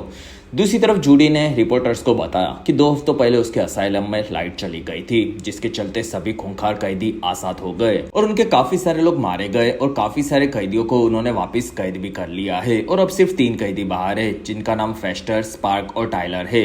और अगर वो किसी को भी दिखे तो उन्हें इस बारे में पुलिस को बताना होगा, ये डैनी ने बताया। साथ ही उसका मानना था कि टाइलर घायल है और वो शहर में कहीं पर छुपा हुआ होगा। वहीं पर डैनी को मैसेज मिला कि वेडनेसडे होश में आ चुकी है। तब डैनी ने इस बारे में जूडी को बताया। तब जूडी कहती है कि वो बेचारी गलती से असाइलम में फंस गई थी और उसके जैसी छोटी सी लड़की हमारी सिक्योरिटी तोड़कर अंदर घुसी, ये मैं नहीं चाहती कि सबको पता चले। तब डैनी कहती है कि वेडनेसडे को आम लड़की समझना आपकी गलती होगी। कुछ देर बाद एक किलर एक्सपेरिमेंट किए जाने वाले आउटकास्ट को ढूंढ कर उन्हें मारकर गाड़ रहा था और ये काम वो जूडी के कहने पर कर रहा था और जूडी ने उसे आखिरी काम प्रोजेक्ट 1938 को ढूंढकर मारने के लिए कहा, क्योंकि वो काफी खतरनाक थी। फिर जूडी वहां से आकर वेडनेसडे से मिली, जिसमें वो उसके साथ फिर से अच्छी शुरुआत करना चाहती थी। तब वेडनेसडे कहती है कि बहुत ही जल्दी डैनी तुम्हारी खुफिया लैब के बारे में पता लगा लेगी। तब जूडी कहती है कि अब तक तो मैंने वहां से सभी चीजें हटा दी है और आगे से तुम मेरे रास्ते में मत आना। तो वेडनेसडे कहती है कि रास्ते में आना ही तो मेरा काम है और पेशेंट 1938 कौन है, क्योंकि उसके बारे में तुमने कोई भी रिकॉर्ड में नहीं लिखा है। तब वहां पर जूडी परेशान हुई और वेडनेसडे वहां से बाहर निकली। तब वेडनेसडे को कुछ फूल के साथ एनिड और उसे मारने की आज रात को धमकी दी गई थी और ये वहां पर टाइलर ने दी थी। तब वेडनेसडे भागकर टाइलर के पास आई, लेकिन तब तक टाइलर वहां से गायब हो चुका था। दूसरी तरफ बियांका ने उसकी मां गैब्रियल को स्कूल में एक जगह पर छुपा दिया था और वहां पर कोई आता नहीं था। साथ ही वहां पर उसके एक्स हस्बैंड गिडियन से वो काफी ज्यादा सेफ थी, ये बताया। तब गैब्रियल खुश हुई। फिर वहां से एजेक्स और बियांका निकले। तब बियांका ने बताया कि मेरे स्टेप फादर गिडियन काफी खतरनाक थे और उन्होंने मेरी माँ को फंसा लिया था, जिसमें वो मेरी मॉम की सायरन पावर्स को यूज करके सभी लोगों को फंसाते थे और वो काफी बुरे थे, जिसमें मेरी माँ पहले पैसे कमाकर आउटकास्ट की मदद करना चाहती थी, लेकिन फिर वो गिडियन के पास फंस गई। और मुझे भी पहले गिडियन काफी पसंद था, लेकिन फिर मुझे पता चला कि वो मेरी माँ के बाद मेरी पावर्स को यूज करने वाला था। तब एजेक्स ने कहा कि तुम दोनों यहाँ पर पूरी तरह से सेफ हो। फिर वो दोनों आगे बढ़े। तब तक वेडनेसडे वापस उसके रूम में आ गई। तब उसे वहां पर एनिड मिली और वेडनेसडे को अब लरीसा हर जगह पर दिखने लगी थी, जिसमें वो सिर्फ अकेली उसे देख सकती थी। तब वेडनेसडे और एनिड दोनों बात करने लगे और वेडनेसडे को अब टाइलर को ढूंढना था। तब वहां पर एनिड कहती है कि मैंने सुना कि वो घायल है। तब वेडनेसडे कहती है कि नहीं, वो ठीक है, क्योंकि मैंने उसे देखा है और तुम्हें घर जाना चाहिए, क्योंकि वो हम दोनों को मारने आने वाला है। तब एनिड कहती है कि मैंने उसे पहले भी हरा दिया था। तब वेडनेसडे कहती है कि तुम उससे एक बार हार चुकी थी और गैल्पिन ने उसे गोलियां मारकर रोका था, जिसमें मैंने पूरी तुम्हारी लड़ाई की रिपोर्ट पढ़ी थी। तब एनिड कहती है कि मैंने तुम्हें उस दिन बचाया भी था। तब वहां पर लरीसा ने वेडनेसडे को एनिड को सच बताने के लिए कहा कि वो मरने वाली है। तब एनिड ने वेडनेसडे को सनकी बुलाया, क्योंकि वेडनेसडे फिर से उसे कमजोर समझ रही थी। फिर वो अपने बाकी वुल्फ पैक्स के पास जाने के लिए निकली। कुछ देर बाद वेडनेसडे टाइलर को रोकने के बारे में सोच रही थी। तब उसे लरीसा मदद करना चाहती थी। साथ ही लरीसा खुश थी, क्योंकि स्कूल में गाला इवेंट होने वाला था और सभी लोग वहां पर उसे जरूर याद करने वाले थे। और वहीं पर लरीसा को बैरी दिखा, जो कि सभी बच्चों को टी शर्ट दे रहा था और वो लरीसा को पूरा सनकी लगा, जिसमें वो प्रिंसिपल बनने के लायक नहीं था। फिर बैरी ने सबको बताया कि आज रात को वो लोग आउटकास्ट की एक सभा रखेंगे, जो कि रात को 12 बजे कब्रिस्तान के पास हो गई और वो लोग अपने पूर्वजों को याद करेंगे। तब वहां पर बच्चे काफी ज्यादा खुश हुए। फिर वेडनेसडे आकर बैरी से मिली। तब वहां पर बैरी वेडनेसडे को जिंदा देखकर खुश हुआ और वेडनेसडे ने कहा कि रात को टाइलर कब्रिस्तान में हमला कर सकता है। तब बैरी कहता है कि रात को कोई भी प्रोग्राम कैंसिल नहीं होगा, क्योंकि हाइड को इतने सारे आउटकास्ट मिलकर आराम से हरा सकते हैं और ईशा के पास काफी ज्यादा जानकारी है, क्योंकि उसका सामना पहले भी हाइड से हुआ था। तब वेडनेसडे ने गाला इवेंट में लरीसा को सम्मान देने के बारे में पूछा। तब बैरी कहता है कि उसका कोई सम्मान नहीं होगा, क्योंकि वही स्कूल में मैरी को लाई थी, जिसके चलते सभी बच्चे मरने वाले थे और अच्छा हुआ कि कोई उसे अब याद नहीं करता। फिर वो वहां से निकला। तब लरीसा भड़क गई, क्योंकि उसने स्कूल के लिए जान दी थी, लेकिन फिर भी लोग उसे भूल गए थे। तब तक पग परेशान था और उसे गोमेज मिला और पग ने बताया कि वो उसके पेट स्पार्क के लिए परेशान है। तब गोमेज उसके साथ स्पार्क को ढूंढने के लिए निकला, जिससे वो उसे खुश कर सके। दूसरी तरफ किलर को एक गुफा के अंदर पैरों के निशान दिखे। तब वो प्रोजेक्ट 1938 को ढूंढने के लिए अंदर गया। तब तक अंदर टाइलर छुपा हुआ था, साथ ही वो काफी कमजोर था और वहां पर उसे उसके पिता गैल्पिन दिखे और वो कहते कि अच्छा हुआ तुम्हारी माँ ने तुम्हें इस हालत में नहीं देखा। तब टाइलर भड़क गया और वो कहता है कि आप दारू पीकर पड़े रहते थे और आपने कभी भी मेरा ध्यान नहीं रखा। तब गैल्पिन कहता है कि तुमने अपने ही मास्टर को मार दिया है और ये तुम्हारी काफी बड़ी गलती है। तब टाइलर वहां पर चिल्लाने लगा और उसकी आवाज सुनकर किलर अंदर वहीं पर जाने के लिए घुसा, लेकिन पीछे से हाइड आया और उसने किलर पर हमला करके उसे वहीं पर मार दिया। तब उसकी आवाज बाहर स्पार्क ने भी सुनी और वो भी उसी दिशा में गया। दूसरी तरफ वेडनेसडे आकर ईशा से मिली। फिर वो कहती है कि आपके एक्स बॉयफ्रेंड ने आप पर हमला किया था और उसके बारे में पेपर कटिंग से पता चला, लेकिन आप बच गई थी। और क्या वो हाइड था?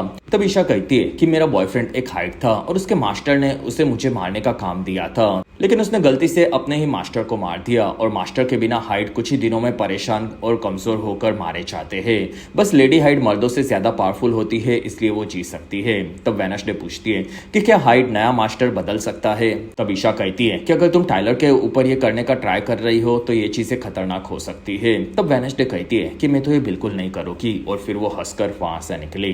तब तक स्पार्क ने किलर के शरीर को खा लिया था, जिससे वो धीरे धीरे ठीक होने लगा और उसे वहां पर प्रोजेक्ट 1938 का फोटो मिला। तब स्पार्क उसे देखकर इमोशनल हो गया और इसका कारण हमें आगे पता चलेगा।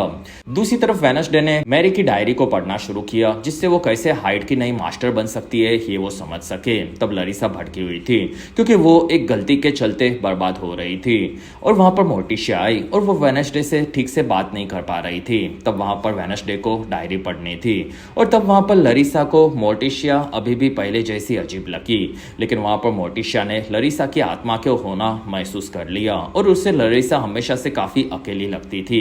तब लरीसा ये सुनकर भड़क गई और उसने मोर्टिशिया को दिखा दिया कि वेडनेसडे मैरी के बारे में पढ़ रही थी। तब मोर्टिशिया समझ गई कि वेडनेसडे एक लिक्विड बना रही है जिसे वो हाइड पर यूज करके उसकी नई मास्टर बन सकती है और वो ये टाइलर के लिए कर रही है। तब वहां पर लरीसा और मोर्टिशिया दोनों को वेडनेसडे का ये प्लान बिल्कुल ठीक नहीं लगा और टाइलर के पीछे जाना गलती होगी ऐसा उन्हें लग रहा था। तब तक शॉन और एनिड दोनों टाइलर के खतरे से परेशान थे और फिलहाल ब्लड मून की रात को भी 5 रात बाकी थी, इसलिए उन्हें मौत का खतरा था। तब वहां पर एनिड ने नाइट शेड्स की मदद लेने का डिसाइड किया और उसने रात को सबको बुलाने का काम थिंग को दिया। तब थिंग ने कार्ड एजेक्स तक पहुंचा दिया और ये चीज वहां पर एग्नेस ने भी देख ली।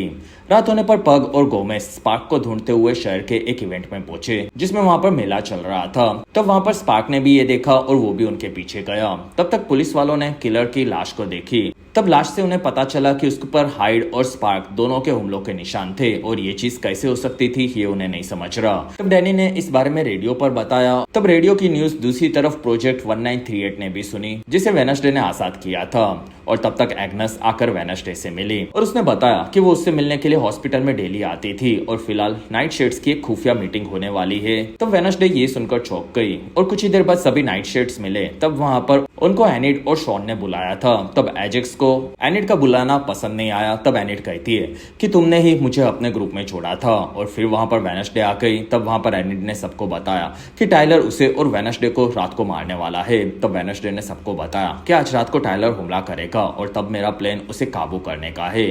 तब ये सुनकर वहां पर सभी लोग चौंक गए।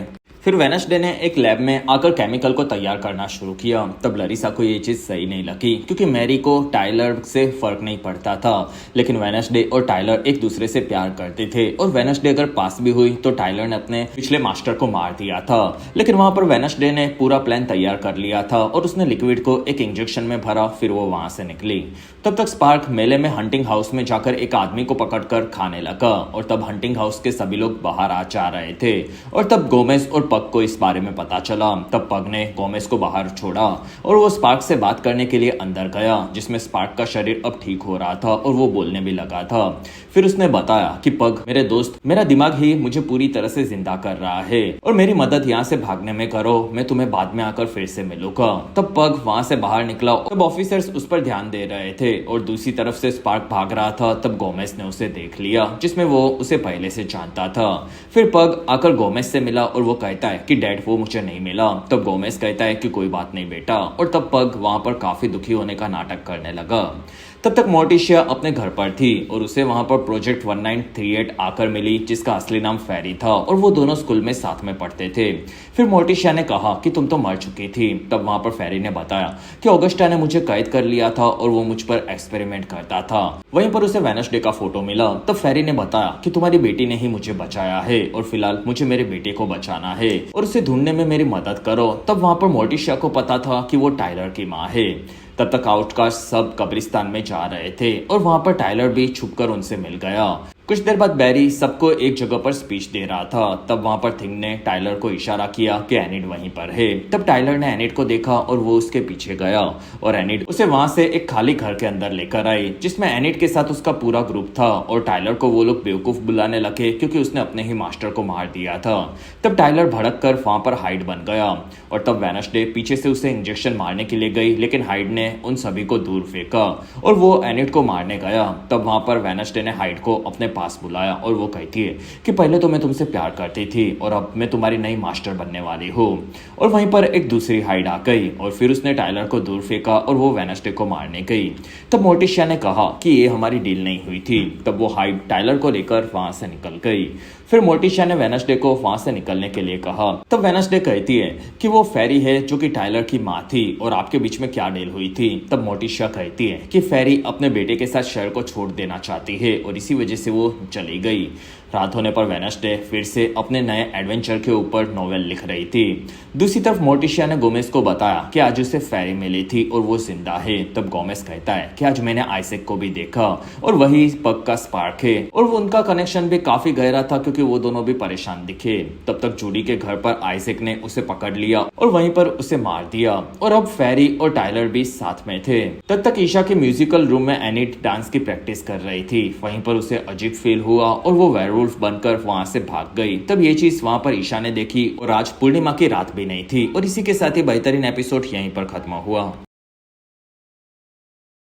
एपिसोड 6 की शुरुआत में हमें वेडनेसडे नजर आई जो कि पूरी तरह से एनिड के जैसे कपड़ों में उसी के जैसी हरकतें कर रही थी। फिर वो बाहर आकर एनिड की तरह सभी लोगों से मिलकर नाच रही थी और तब सभी लोग उसे इस हालत में देखकर कंफ्यूज हो गए। फिर कहानी 17 घंटों के पहले की देखने मिली जिसमें वेडनेसडे के साथ सबको बैरी ने पास बुलाया था। फिर वहां पर वेडनेसडे का पूरा प्लान एनिड ने बताया जिसमें वहां पर 2 हाइड भी आ चुके थे। तब वहां पर डैनी को 2 हाइड्स का दिखना कंफ्यूज करने लगा। तब वेडनेसडे ने बताया कि वो टाइलर की मॉम फेरी थी। तब डैनी कहती है कि वो तो मर चुकी है। तब वेडनेसडे ने बताया कि ऑगस्टा ने उसे जिंदा रखकर उस पर एक्सपेरिमेंट किया था और ये राज उसके बाद जूडी ने भी छुपा कर रखा था। तब वहां पर डैनी ने बताया कि जूडी मर चुकी है। तब वहां पर मोर्टिशिया ने बताया कि फेरी और टाइलर भी अब शहर को छोड़ चुके होंगे। तब वहां पर दोनों खुश हुए और वहां पर बैरी ने स्कूल में कर्फ्यू लगा दिया जिससे सभी बच्चे सेफ रहे। फिर वेडनेसडे वहां से निकली। तब उसे लरीसा मिली और वो कहती है कि वेडनेसडे तुमने 2 हाइड्स को आजाद कर दिया है। तब वेडनेसडे कहती है कि क्या वो दोनों अभी भी शहर में है। तब लरीसा कहती है कि मैं उन्हें देखने के लिए नहीं जाने वाली और बस मुझे भविष्य पता है जिसमें एनिड अभी भी मरने वाली है और तुम्हें ये रोकना होगा और तुम्हें तुम्हारी पावर्स के बारे में जानना है। तो मैं तुम्हें बता देती हूँ कि तुम्हारी पावर्स तुम्हारी फैमिली से जुड़ी हुई है और एडम्स की पावर उनके परिवार की नजदीकियों से ही उन्हें मिलती है और तुम्हारा रिश्ता तुम्हारी माँ के साथ ठीक नहीं है जिसके चलते तुम्हारी पावर्स चली गई है। तो तुम्हें अपनी माँ से अपने रिश्ते को सुधारना होगा।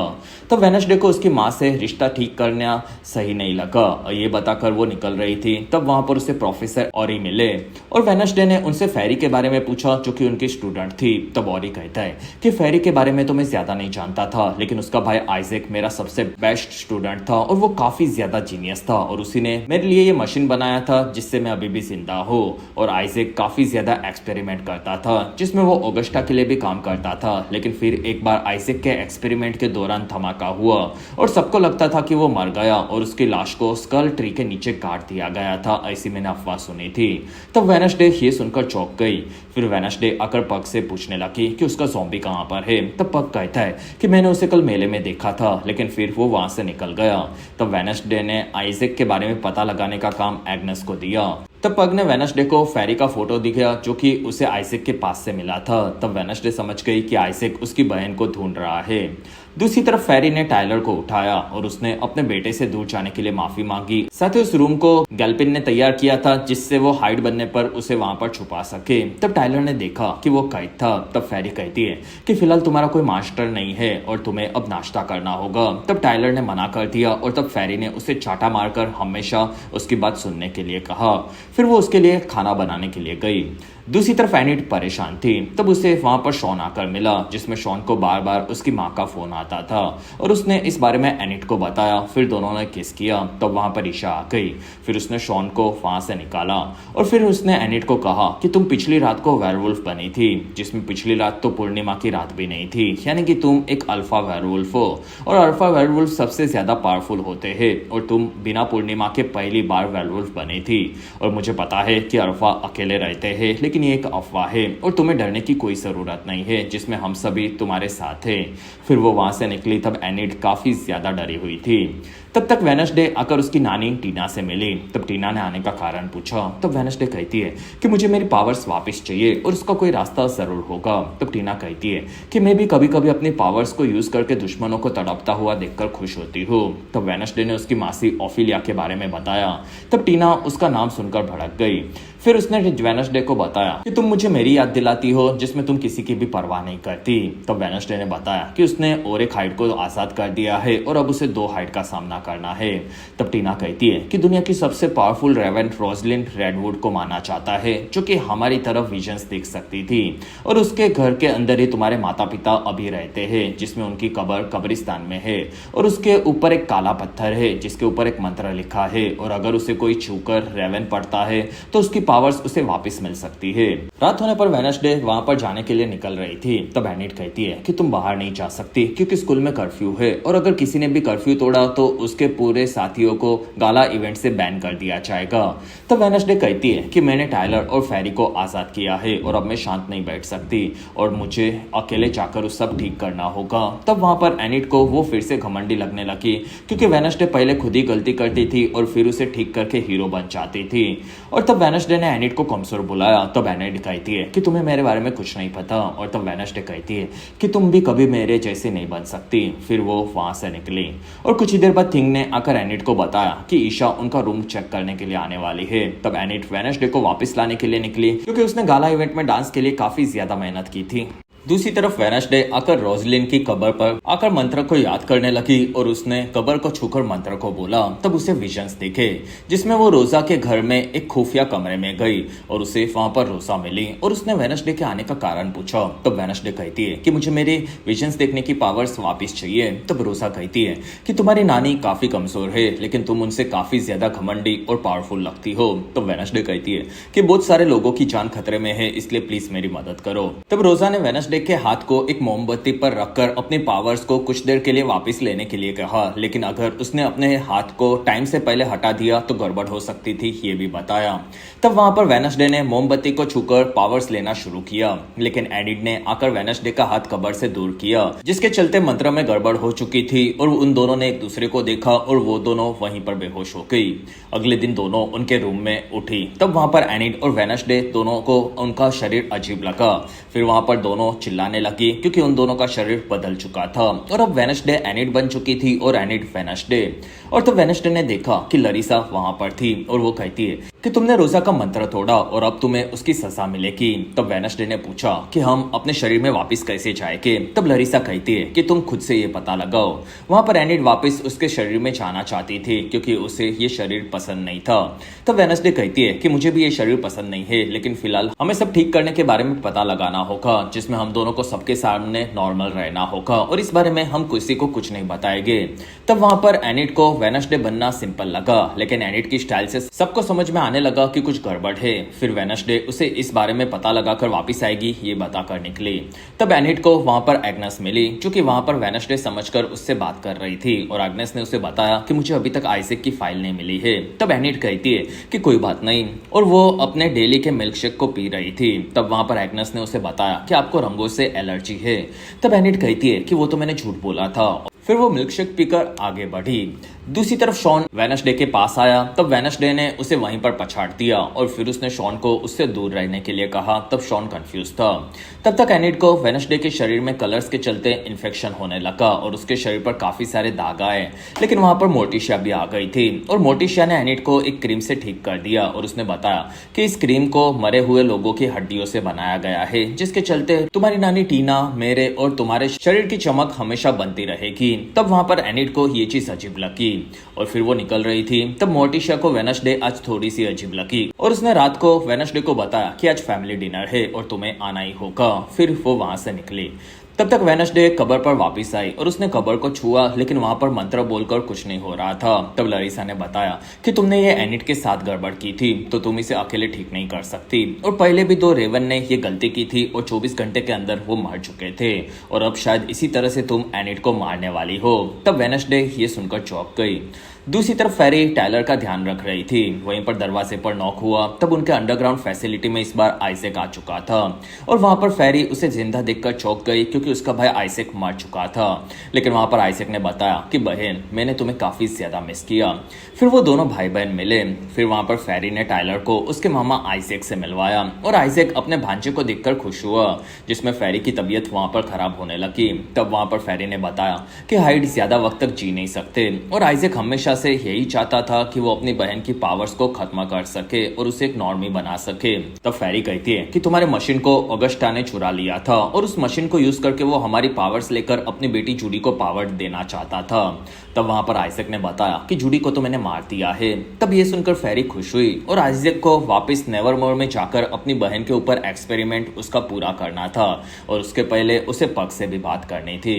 दूसरी तरफ वेडनेसडे अपने म्यूजिक को बचा रही थी। तब वहां पर ईशा आकर उसकी तारीफ करने लगी और उसने कहा कि तुम अब वेडनेसडे की तरफ बनते जा रही हो। और फिर उसने अल्फा होने पर शांत होने के लिए कहा क्योंकि एनिड अब कभी भी वेयरवुल्फ बन सकती थी, इसलिए उसे स्कूल के केज में जाना पड़ेगा। तब वहां पर वेडनेसडे एनिड के बारे में ये जानकर चौंक गई और उसे स्कूल में रोसलिन का फोटो दिखा। तब ईशा कहती है कि वो पहले स्कूल में भी पढ़ाती थी। तब वेडनेसडे को एक चीज याद आ गई और वो अपने माता पिता के घर पर आई और रोसलिन के विजन में दिखे हुए रोजा के खुफिया कमरे को उसने ढूंढ लिया और तब उसे वहां पर एक नई नॉवेल मिली जो कि छुपकर मोर्टिशिया लिख रही थी। और तब पीछे से रोसा ने वेडनेसडे से बात करना शुरू किया और उसने बताया कि तुम्हें अपने शरीर में जाने के लिए सुबह तक का वक्त मिला है और अगर तुम नहीं गई तो तुम मारी जाओगी। वहीं पर मोर्टिशिया आ गई और वो एनिड को वहां पर देखकर चौंक गई। तब वहां पर वेडनेसडे ने मोर्टिशिया की बुक के बारे में पूछा और तब मोर्टिशिया कहती है कि मैंने इस बारे में वेडनेसडे के साथ किसी को नहीं बताया है और वो अपनी पावर्स के लिए तुम्हें यूज कर रही होगी और तुम्हें अब यहाँ से निकलना होगा। तब वहां से वेडनेसडे निकल गई। तब तक एनिड ने थिंग की मदद वेडनेसडे के परिवार को जानने के लिए मांगी क्योंकि उसे फैमिली डिनर पर जाना था। तब थिंग ने बताया कि आज रात को वो उसके जैसे कटे हुए अंगों के एक सपोर्ट ग्रुप को ज्वाइन कर रहा है। तब एनिड ने वेडनेसडे की नॉवेल से उसके परिवार को समझने का डिसाइड किया और फिर उसने वेडनेसडे की नॉवेल पढ़ी जिसमें वेडनेसडे अपने सभी करीबी जनों के बारे में लिखती थी। तब एनिड को पता चला कि वेडनेसडे उसे एक बेवकूफ लड़की समझती थी जिसमें हमेशा वो उसे बचाती थी। तब एनिड अपने बारे में ये पढ़कर भड़क गई। फिर एनिड ने उसे डेमो देने का डिसाइड किया और वो अपनी स्टाइल में वापस आकर स्कूल में घूम रही थी। तब बियांका कहती है कि फाइनली वेडनेसडे पागल पूरी हो ही चुकी है। तब तक एनिड नाच रही थी लेकिन वहां पर फिर से कलर के चलते उसे इन्फेक्शन होने लगा। तब वो चिल्लाने लगी और एनिड की हालत वहां पर काफी खराब थी। तब ये चीज वहां पर वेडनेसडे ने भी देखी।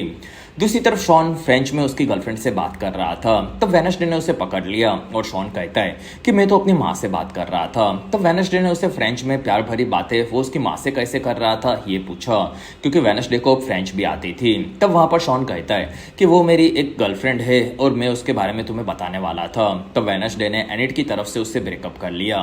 तब वहां पर ईशा आई और उसने वेडनेसडे को केज में जाने के लिए कहा क्योंकि उसके बाहर होने से खतरा हो सकता था। तब ये चीज वहां पर एग्नेस ने भी सुन ली।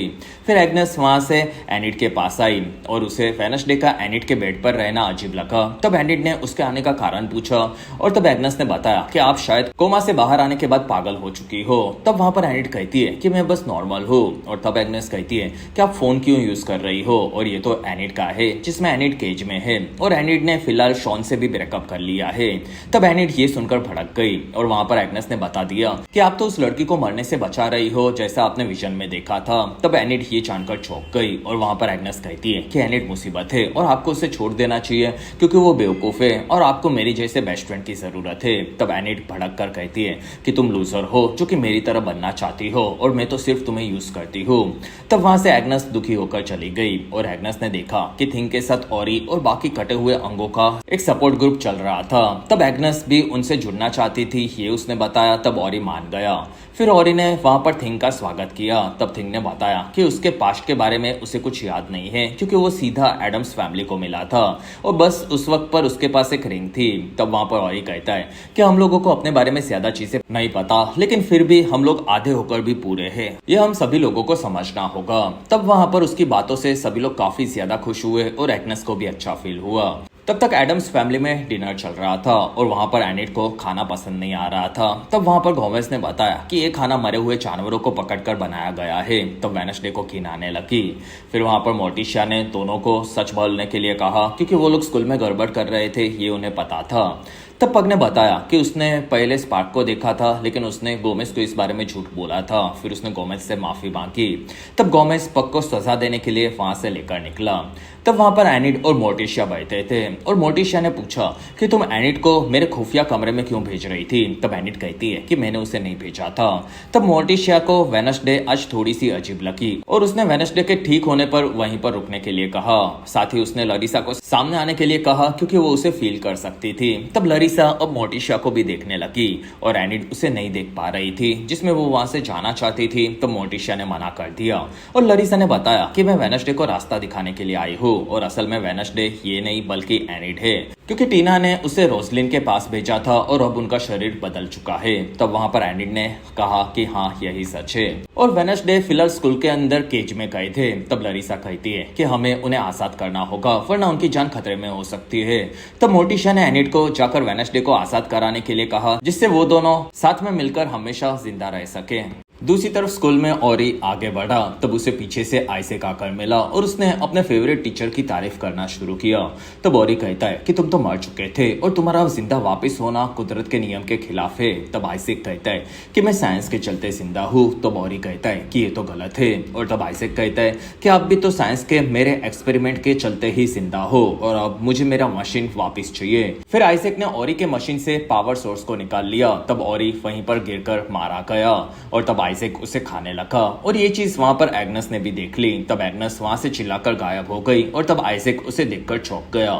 फिर आइसेक वहां से बाहर अपनी कार में आया। तब उसके साथ टाइलर और फेरी भी थे। फिर वहां से आइसेक ने बताया कि विलो हॉल की मशीन को अब पावर सोर्स से ठीक कर दिया जाएगा और फिर तुम्हारी माँ की पावर्स में टाइलर गायब कर दूंगा। फिर वो लोग कार में आगे बढ़े। तब उनकी कार में एग्नेस छुपी हुई थी और उसी कार के अंदर जूडी की लाश भी थी। तब वो काफी डर गई। दूसरी तरफ स्कूल के केज में आकर एनिट वेडनेसडे से मिली।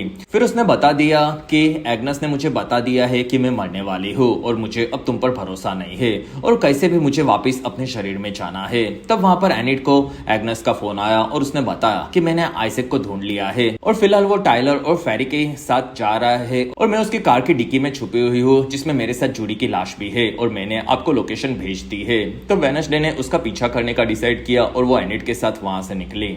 कुछ देर बाद पावर सोर्स से विलो हॉल की मशीन को आइसेक ने शुरू कर दिया था जो कि उसी ने बनाई थी और वो उसकी बहन को अब हाइड बनने के श्राप से आजाद करने वाला था। तब टाइलर ये सुनकर भड़क गया क्योंकि उसे हाइड बनना श्राप नहीं लगता था। तब वहां पर फेरी ने बताया कि बेटा हर बार हम बदलते हैं तब हम कमजोर हो जाते हैं और अंत में ऐसे ही हम लोग खत्म हो जाते हैं। तब आइसेक कहता है कि अगर वो हाइड बनेगी ही नहीं तो वो हमेशा जिंदा रहेगी। फिर वो दोनों बाहर आए और उन्होंने मशीन की पावर को बढ़ाना शुरू किया लेकिन तब तक वहां पर टाइलर ने एग्नेस को पकड़ लिया था जो कि इनविजिबल थी और टाइलर ने बताया कि ये वेडनेसडे की दोस्त थे। तब आइसेक ने उसे कैद के अंदर डालने के लिए कहा जिसमें वो एक्सपेरिमेंट के बाद एग्नेस को खाने वाला था लेकिन तब तक वहां पर वेडनेसडे और एनिट भी आ चुके थे और दोनों ने देखा कि वहां पर आइसेक फेरी को मशीन की पावर से ठीक कर रहा था। तब वेडनेसडे ने आकर एग्नेस को आजाद करवाने का ट्राई किया। तब वहां पर टाइलर आ गया लेकिन पीछे से एनिट ने टाइलर पर हमला किया। तब वेडनेसडे ने लात मारकर टाइलर को दूर फेंका और वहीं पर वो बदलने लगी। तब एनिट ने एग्नेस को आजाद कर दिया और तब तक वेडनेसडे बदलकर वेयरवुल्फ बन रही थी और तब टाइलर ने वेडनेसडे को अंदर कैद कर डाला। तब एग्नेस ने बाहर आकर मशीन में गड़बड़ करना इनविजिबल होकर शुरू कर दिया था। तब वहां पर आइसेक आइजैक और टाइलर दोनों फेरी को बचाने में लग गए। वहीं पर वेडनेसडे वेयरवुल्फ बनकर बाहर आई। तब टाइलर हाइड बनने गया, लेकिन वहां पर फेरी ने उसे रोका और तब वेडनेसडे ने उसे पकड़ लिया और तब एडिड ने उसे वहां से निकलने के लिए कहा क्योंकि मशीन ब्लास्ट होने वाला था। तब वेडनेसडे टाइलर को फेंक कर वहां से निकल गई और तब तक फेरी, टाइलर और आइजैक भी पास के कैबिन में छुप गए और पूरा मशीन वहीं पर धमाके में उड़ गया। कुछ देर बाद वेडनेसडे वापस एनिड के रूप में आ चुकी थी और उसने एनिड की पावर्स की तारीफ करना शुरू किया। तब एनिड खुश हुई और वहां पर एग्नेस समझ गई कि उन दोनों का शरीर बदल गया है और इसका मतलब ये था कि वेडनेसडे अभी भी उसकी दोस्त थी। तब वेडनेसडे ने फिलहाल उसे जाने के लिए कहा। तब एग्नेस वहां से निकली। फिर एनिड के साथ वो रोसलिन की कब्र के पास आई और उसने एनिड के साथ पत्थर को छुआ और फिर दोनों ने एक दूसरे के बारे में बताना शुरू किया, जिसमें एनिड कहती है कि वेडनेसडे तुम काफी बहादुर हो, बस तुम अपनी मॉम से डरती हो और वो तुम्हारे डार्क स्वभाव को समझ नहीं पाएगी, ये सोचकर तुम डरती हो, लेकिन वो तुम्हारी काफी परवाह करती है। तब वेडनेसडे ने एनिड के बारे में बताना शुरू किया कि एनिड काफी ज्यादा पावरफुल है, लेकिन वो अल्फा बनकर जिंदगी में अकेले नहीं रहना चाहती और उसके पास के लोग ही उसे काफी ज्यादा पावर देते हैं और वेडनेसडे ने उसे कमजोर समझा था, ये उसकी भूल थी। और वहीं पर एक बिजली चमकी और दोनों नीचे गिर पड़ी और फिर उनका शरीर उन्हें वापस मिल चुका था। तब दोनों काफी ज्यादा खुश हुई। फिर वहां पर वेडनेसडे को लरीसा दिखी और एनिड वहां से नहाने के लिए निकली। तब लरीसा वेडनेसडे को डार्क वर्ल्ड में लेकर गई और उसने बताया कि एनिड अब नहीं मरने वाली है, लेकिन अब कोई एडम्स फैमिली में मरने वाला है। और उसने वेडनेसडे को एडम्स फैमिली के मेंबर की कब्र दिखाई जिसके ऊपर उसका नाम नहीं लिखा था। और इसी के साथ ही बेहतरीन एपिसोड यहीं पर खत्म हुआ। एपिसोड 7 की शुरुआत में कहानी 15 सालों के पहले की देखने मिली, जिसमें बैरी एक बार में था और उससे बारटेंडर ने ड्रिंक दी। तब बैरी उसे जानता था, जिसमें वो पहले एक एक्टर था और वो थिएटर में काफी बड़ा स्टार बन सकता था। फिर बैरी ने बताया कि मैं यहाँ की सायरन्स का मैनेजर हूँ, जिसमें बियांका की माँ गैब्रियल भी उसी के लिए काम करती थी।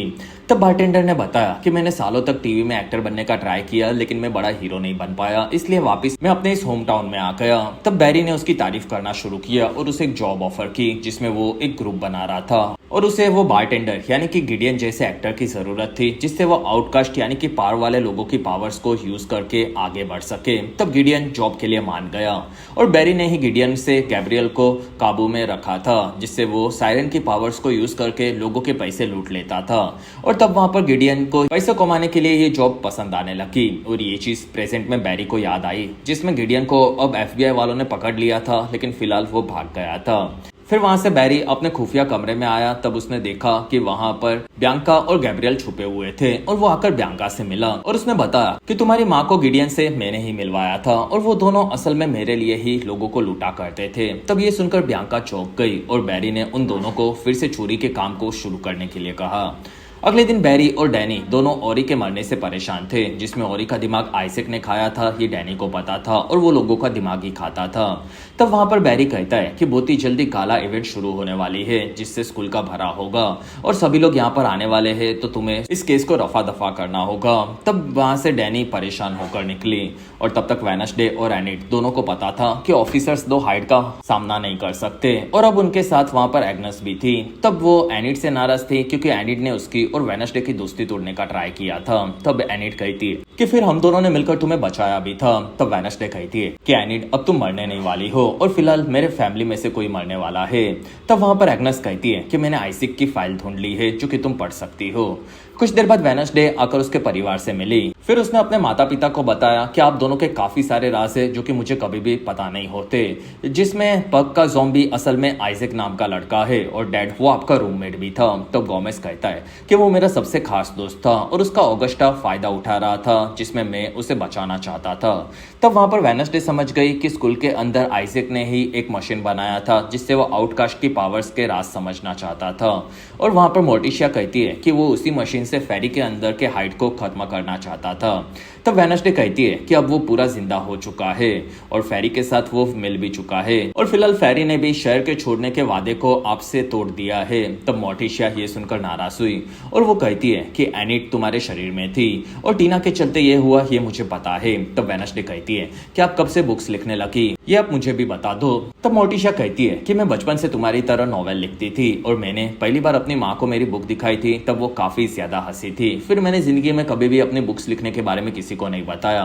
तब वेडनेसडे कहती है कि उन्होंने सच कहा था, आपकी बुक काफी घटिया है और फिलहाल मेरी भविष्यवाणी बदल चुकी है, जिसमें एनिड की जगह पर हमारे परिवार से कोई मरने वाला है और वो हम तीनों में से कोई एक होगा, क्योंकि पग कुछ भी काम का नहीं है। दूसरी तरफ शॉन ने एनिड से माफी मांगी और उसे बताया कि वो एनिड से मिला उसके पहले वो सोफिया नाम की लड़की के साथ था, लेकिन फिर उसे एनिड से प्यार हो गया और शॉन ने सोफिया से भी ब्रेकअप कर लिया था क्योंकि उससे एनिड से प्यार था। तब एनिड ये सुनकर खुश हुई और शॉन ने एनिड को बताया कि वो रात को उसके साथ गाला इवेंट में डांस करना चाहता है।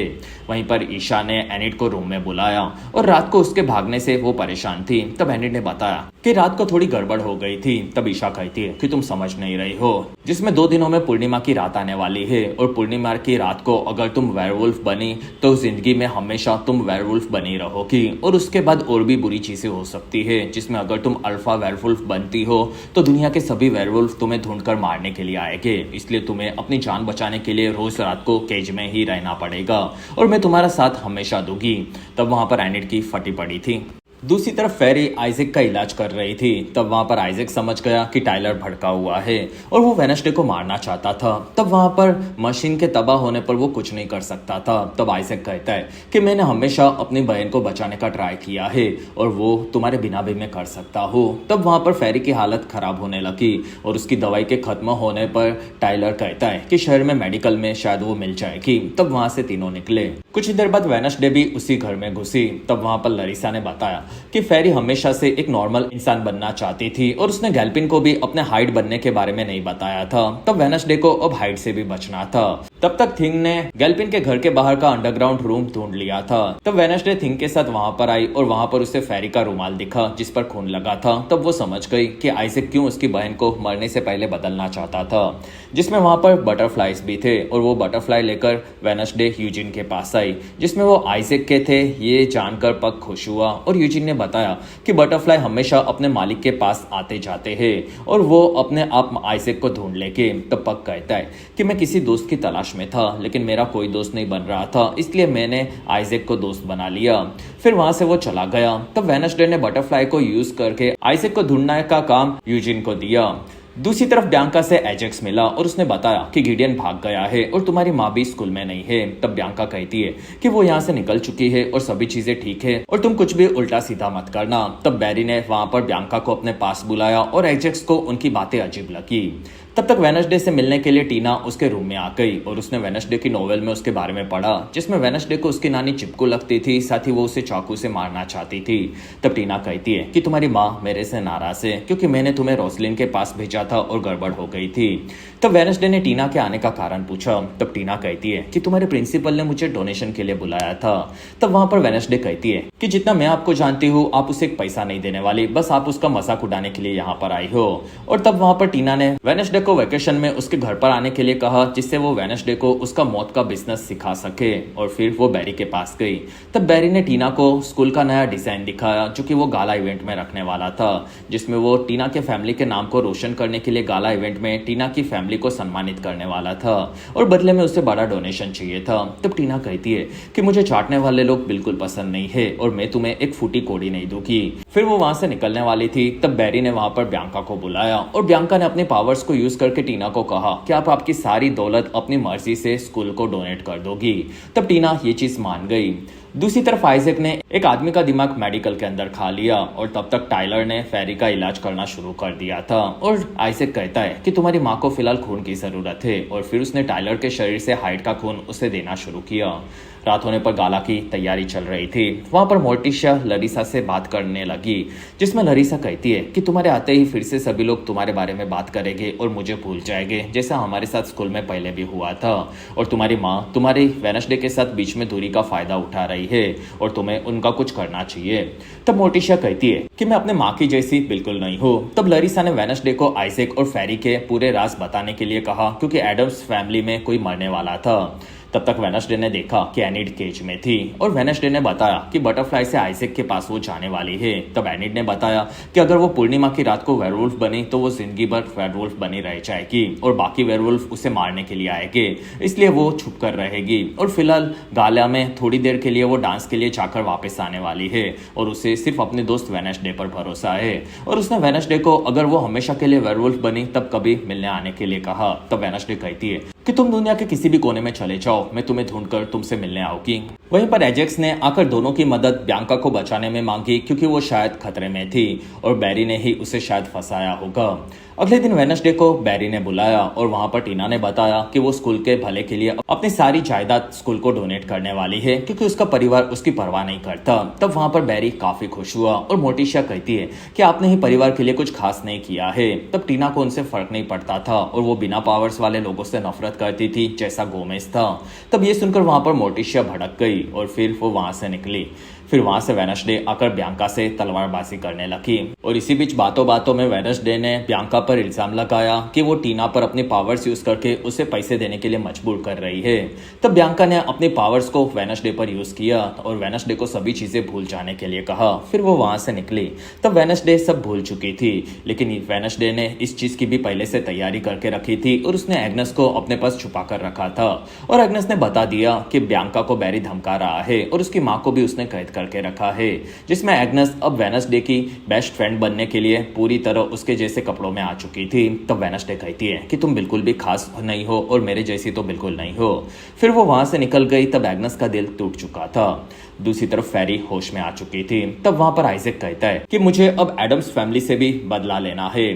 तब तक गिडियन आकर बैरी और बियांका से मिला और वहां पर बियांका उसे देखकर चौंक गई। फिर वहां पर बैरी कहता है कि कल रात तक हम टीना को लूट चुके होंगे और फिर हम लोग यहाँ से भाग जाएंगे।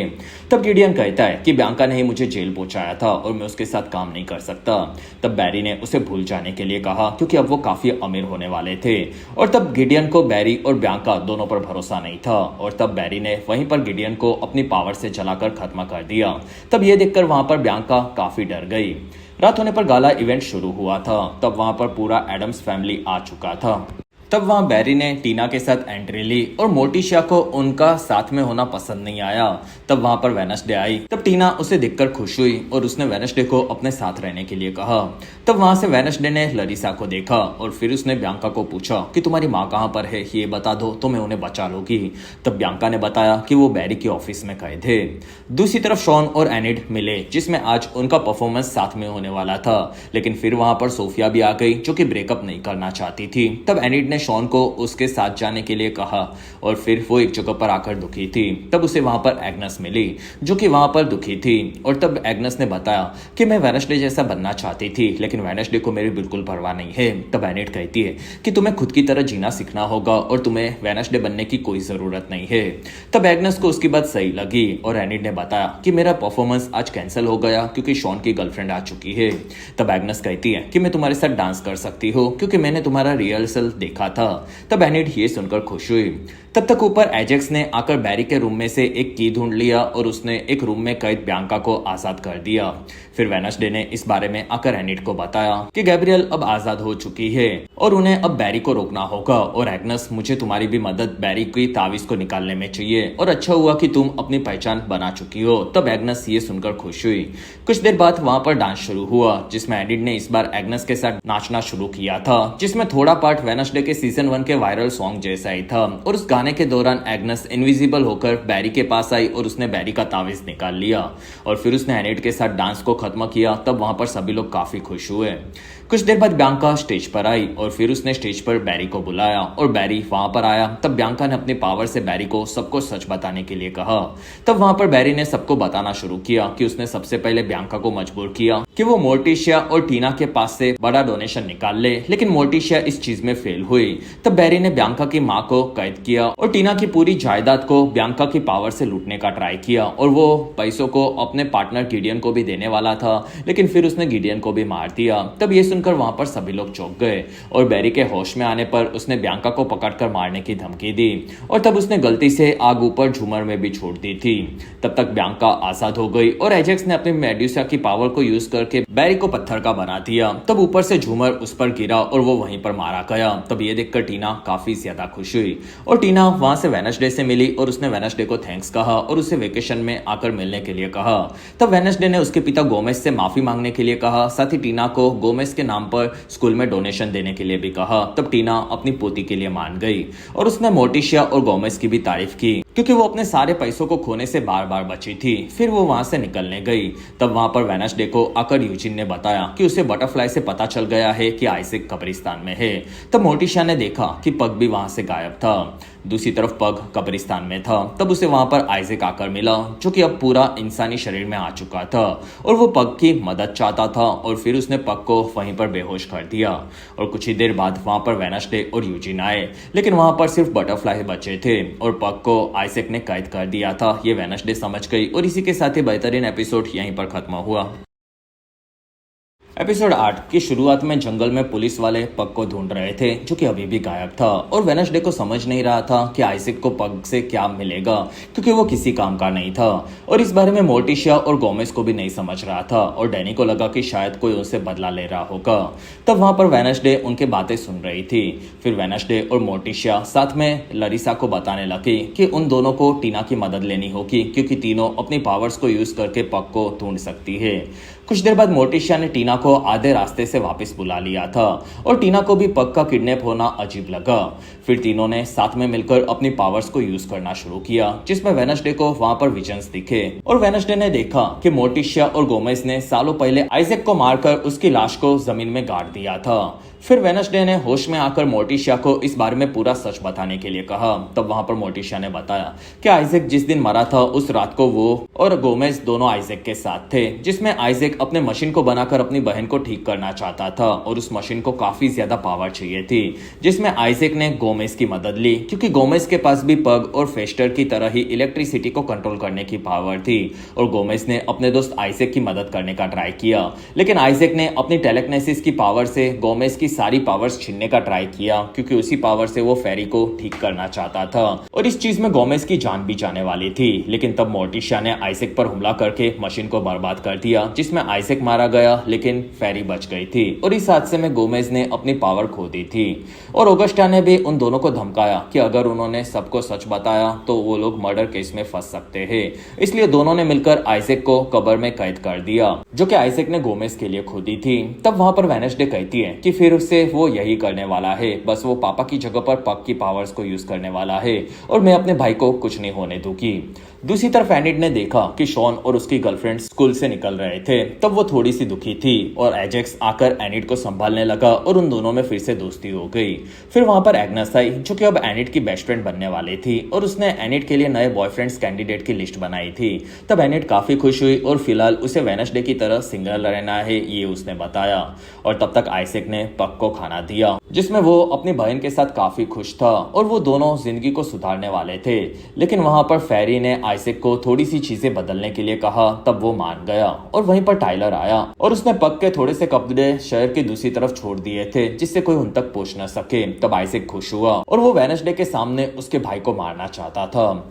दूसरी तरफ वेडनेसडे और एनिड ने देखा कि एग्नेस को लेने के लिए उसके पिता आए थे जिसमें उसके माता पिता अलग हो चुके थे। फिर वो वेडनेसडे को बाय बोलकर निकल रही थी और एग्नेस ने बताया कि मैं तुम दोनों से काफी ज्यादा प्यार करती हूँ। फिर वो अपने पिता के साथ वहां से निकल गई। फिर वहां से एनिड केज में जाने के लिए निकली क्योंकि आज की रात पूर्णिमा की रात थी और वो किसी भी तरह से वेयरवुल्फ नहीं बनना चाहती थी। तब वेडनेसडे ने यूजिन को बटरफ्लाई की मदद आइजैक को ढूंढने में मांगी। तब यूजिन कहता है कि ये बटरफ्लाई 48 आवर्स में मर जाते हैं और मैंने भी पग पर ध्यान नहीं दिया और काश दिया होता तो वो मेरा बेस्ट फ्रेंड बनकर रहता। तब वेडनेसडे कहती है कि मेरे भाई ने जो भी गलतियां की है वो मेरी जिम्मेदारी है। तब वहां से यूजिन अपने बी हाउस में काम में लगा था। वहीं पर आइजैक ने आकर उसे पकड़ लिया। तब तक वेडनेसडे ने देखा कि लरिसा उसकी ऑफिस में काफी खुश थी क्योंकि बैरी वहां से हट चुका था, साथ ही वो काफी बुरा था। तब वेडनेसडे कहती है कि आपने रोवान की मारने की बात और हाइड के होने की बात सबको दबा दिया था। तब लरिसा कहती है कि मेरे से थोड़ी गलतियां हो गई थी और वहां पर यूजिन ने आकर आइजैक का दिया हुआ गिफ्ट वेडनेसडे को दिया। तब वेडनेसडे ने देखा कि आइजैक ने रात को वेडनेसडे को कब्रिस्तान में उसके भाई को बचाने के लिए बुलाया था। तब वेडनेसडे रात को कब्रिस्तान में पहुंची। तब वहां पर आइजैक और पग थे।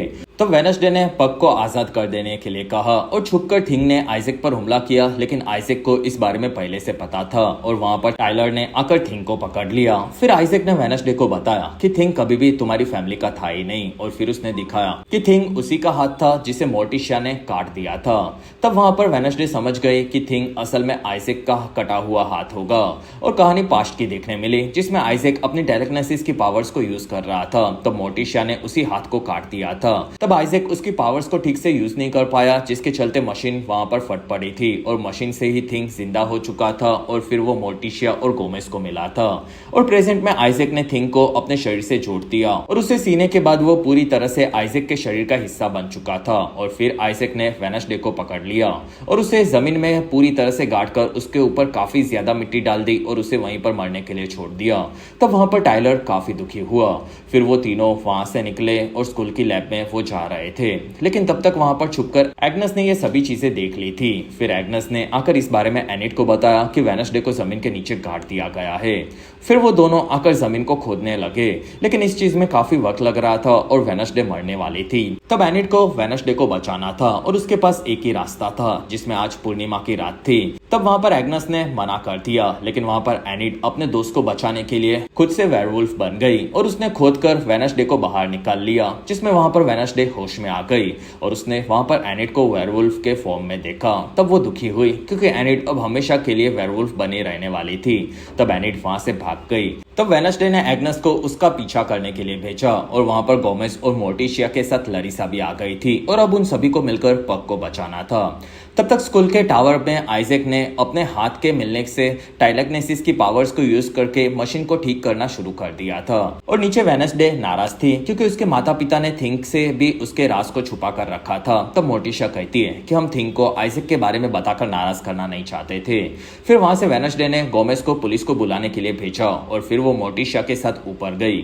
तब तक आइजैक ने मशीन को तैयार कर लिया था और तब फेरी ने आगे बढ़ने के लिए कहा और तब आइजैक ने अपनी पावर से वहां पर टाइलर को ही कैद कर दिया, फिर उसे पूरी तरह से बांध दिया। तब फेरी कहती है कि बेटा मैं तो वैसे भी मरने वाली हूँ और मैं तुम्हें इस तरह से मरने नहीं दे सकती। तब टाइलर हाइड बनने की पावर खोना नहीं चाहता था, लेकिन वहां पर फेरी उसके लिए यही चाहती थी। फिर वहां पर आइजैक ने पग की इलेक्ट्रिसिटी छोड़ने की पावर्स को खींचना शुरू किया और उससे वो टाइलर को ठीक करने लगा था, लेकिन वहां पर वेडनेसडे ने आकर टाइलर को मारने की जगह पर उसे आजाद कर दिया और इस चीज से टाइलर और वेडनेसडे दोनों चौंके हुए थे और फिर वो पग को बचाने के लिए गई। तब टाइलर वहां पर हाइड बन गया और उसने आइजैक को पकड़कर नीचे फेंक दिया। तब ये देखकर फेरी काफी दुखी हुई और टाइलर काफी भड़का हुआ नीचे आया। तब वेडनेसडे माँ बेटे की लड़ाई देखने के लिए काफी ज्यादा खुश थी, जिसमें नीचे टाइलर ने फेरी को फेंका और तब फेरी भी हाइड बन गई और वो दोनों लड़ने लगे और लड़ते लड़ते बिल्डिंग से बाहर चले गए। तब तक वहां पर वेडनेसडे अपने भाई के साथ भाग रही थी। तब वहां पर एक काफी बड़ा धमाका हुआ जिसमें लैब फिर से बर्बाद हो गई और फेरी नीचे गिर रही थी। तब टाइलर अपनी माँ को बचाने गया, लेकिन वहां पर फेरी अपने बेटे को बचाने के लिए अकेले नीचे गिरकर मारी गई और ये चीज वहां पर डैनी ने भी देखी और तब टाइलर अपनी माँ के मरने से काफी नाराज हुआ। दूसरी तरफ वेडनेसडे का परिवार उठा। तब वहां पर सबने देखा कि मोर्टिशिया घायल थी, लेकिन अभी भी वो जिंदा थी, जिसमें पूरा परिवार भविष्यवाणी के बाद भी बच चुका था। इस चीज से वो लोग काफी ज्यादा खुश हुए। लेकिन तब वहां पर आइजैक ने अपनी पावर से वेडनेसडे को मारने का ट्राई किया, क्योंकि वेडनेसडे के चलते आइजैक ने अपनी बहन को खो दिया था। वहां पर सबने थिंग को अपने परिवार को याद करने के लिए कहा और वापिस आने के लिए कहा।